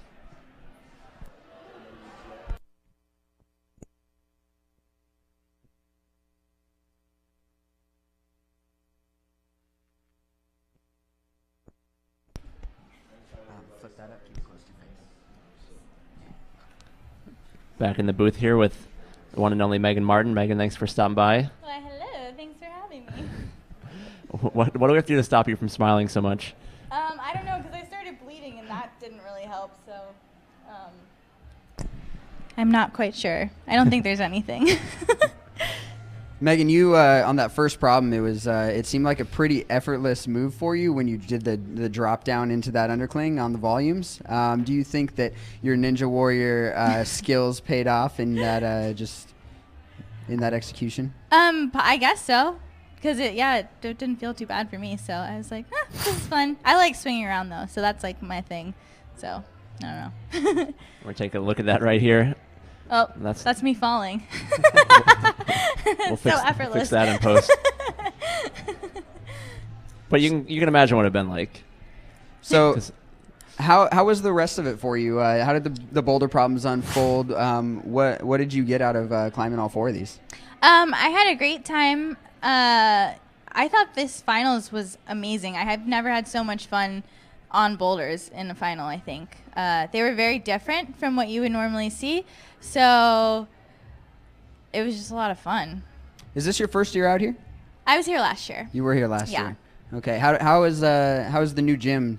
Oh, this gym is so cool. I feel like the circuit gyms all have pretty cool walls, but I feel like the angles at this one are a lot different. So it's a cool little twist to the gym. All right, now being told we have the replay. Oh. Yeah. Oh. Oh, we kind of flash jumped there, sped into the future. How was it managing this move around the corner? A lot of the competitors had trouble with it. Yeah, I didn't feel like I could reach it, but maybe I should have moved my right hand over a little more to the left. The first time I shouldn't have done that, but whatever. When in doubt, I think I jump. So, but the next time I was kind of wiggling my hand to try and get on top of the volume, and I felt very extended, but I mean, I probably could have done it. I just couldn't figure out in 4 minutes or 4+, whatever. So. Yeah, how does that affect your mindset after the first problem you didn't send it? And then does that change how you approach the rest of the problems? Do you feel like more pressure that you need to make up for it, or does it not really matter? If you don't send the first problem? Yeah. Yeah, definitely. That's what actually today, when I got back into ISO, it's like the first thing, like sending the very first problem gives you a feeling of relief. You're like, oh, okay, I've already done 1 boulder. So like, I really just wanted to at least do 1 boulder. So from here, you can just try, or from there, you can just try your hardest and hope that you do a few more boulders. And if you don't, like, well, it's okay. Life goes on. How did you feel coming into finals with the break and the isolation? Did you feel like you were coming in 100%? I definitely felt a little tired from the qualifying round, but you know, I did a comp last weekend that was a red point round with qualifying and then the finals, and I felt like I had more energy today actually, so I didn't feel too bad. Let's see, taking a look at replays. We all missed it. Sorry, I was watching myself. My bad. That's normal. That's what we do back here. Yeah. Secretly what we do back here. What's next for you? It seems like comp season's kind of getting full swing. Yeah, I think my next comp will be the Dark Horse November 15th at the Everett gym. Oh wow, am I really? Oh God. You're tired. We Come can on, forgive I you. know that. That's terrible. It's past midnight somewhere. It's in Everett, Massachusetts. How you competed in the Dark Horse last year? You got 4th, if I'm not mistaken. I got 4th in the finals. Yeah. Yeah. That was a close one. That it was so funny how it fell. Alex beat us all by a bunch, but then there was like a point between Angie and Ashima, and between me and Ashima there was only a fall. It was a crazy finals on how close it was between the 3 of us, but Alex just blew us out of the water. Yeah, well, what are you planning on doing with your time in between now and the Dark Horse to prepare for that? I'll definitely be climbing a lot, hopefully get outside a lot in Colorado until it snows and then you can't go out anymore. And then I coach at ABC in Boulder, so I'll be doing a lot of that. The kids have competitions, so I'll try and get to some of those and coach. So got a little bit of a busy schedule still. Well, that's great, Megan. Thanks for stopping by. Congratulations on making finals tonight. And it's always great to see you out there climbing. So much fun to watch you climb. Yay. Thanks, Megan. Thanks, Megan.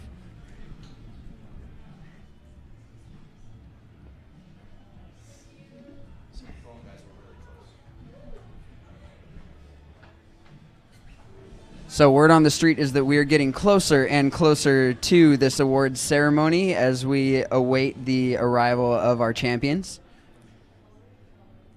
You can see everybody's getting psyched and talking about the event and kind of just rolling with the punches. There's a big party going on outside. I know there's an after party following this. They're going to be spinning fire, and I believe they have a beer garden. It's going to be a big event.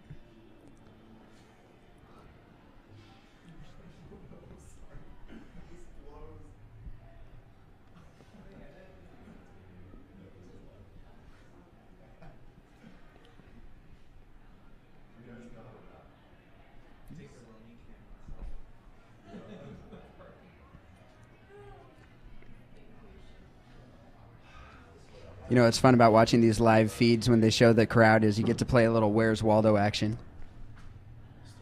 All right. Sources close to me tell me it's time for awards. Let's go down to the floor.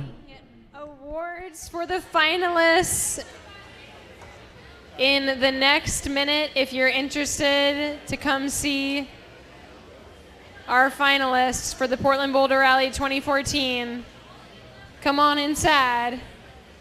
Finalists, be at the ready. We got a podium waiting for you. I don't have Shannon's.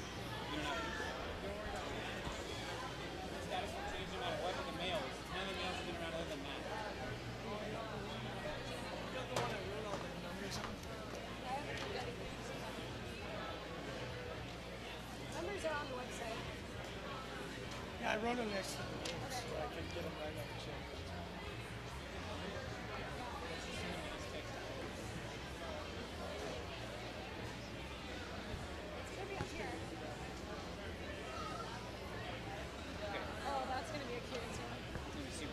Hashtag Portland Boulder Rally. Cheese.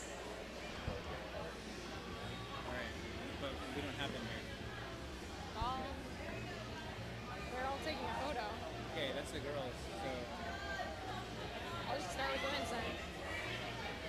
I'll warn them right now. Okay, I'm going to start with women's.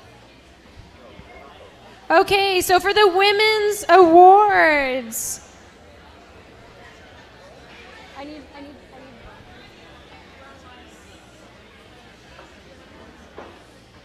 Okay, in 6th place, Shannon Russell. Congratulations.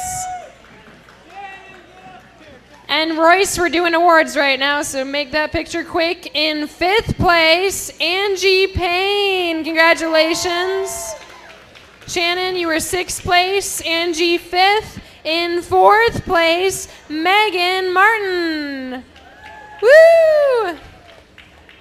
So please be by the podium, and we will reserve that for the next names I call out. In 3rd place, Ashima Shiraishi.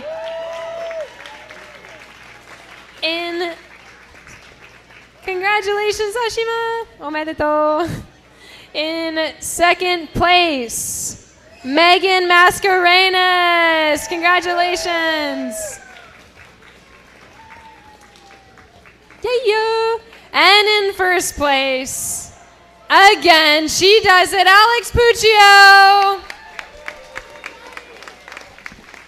Take a bow, ladies. You all did awesome. Congratulations. We will have your checks for you at the front desk, but we just wanted to get these underway, so smile for the cameras. Thank you so much for coming out. A lot of you traveled really far. We appreciate it. I'm sure our live stream viewers were loving it, and you guys dominated. Congratulations, everybody. Women's finalists, Portland Boulder Rally, woo! And the men's, here we go. Men, I don't see you, but I hope you're around. In 6th place, Elan Jonas McCrae. Congratulations, 6th place. In 5th place, Sean Bailey. Congratulations.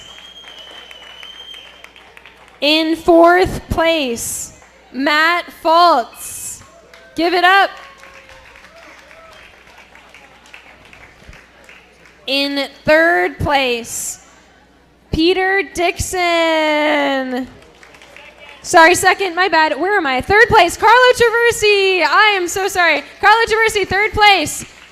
In 2nd place, Peter Dixon. He deserves it. 3rd place, Carlo Traversi. 2nd place, Peter Dixon. It's been a long day, you guys. And in 1st place, again, Jimmy Webb, everybody. Jimmy Webb, if you're around, give it up. Beer in hand. I love it. Congratulations, everybody. Your men's finalists. Woo! Portland Boulder Rally. Take a bow, you guys. It is so amazing to have had you out here again. We cannot thank you enough. You dominated. It was amazing to watch. and we hope you come back. So your checks, oh, I love it. Yeah, coordination. Your checks will be up at the front desk to claim the $10,000 cash purse has been. All right, with that, we're going to wrap it up. On behalf of the entire LT11 crew, we want to congratulate our 2 champions this year, Jimmy Webb and Alex Puccio. Want to thank the entire circuit staff, all the sponsors, and John for joining me in the booth. John, great job. Thank you so much. much. Great to work with you. Yeah. And with that, we'll say so long, good night, and let's go climbing, everybody.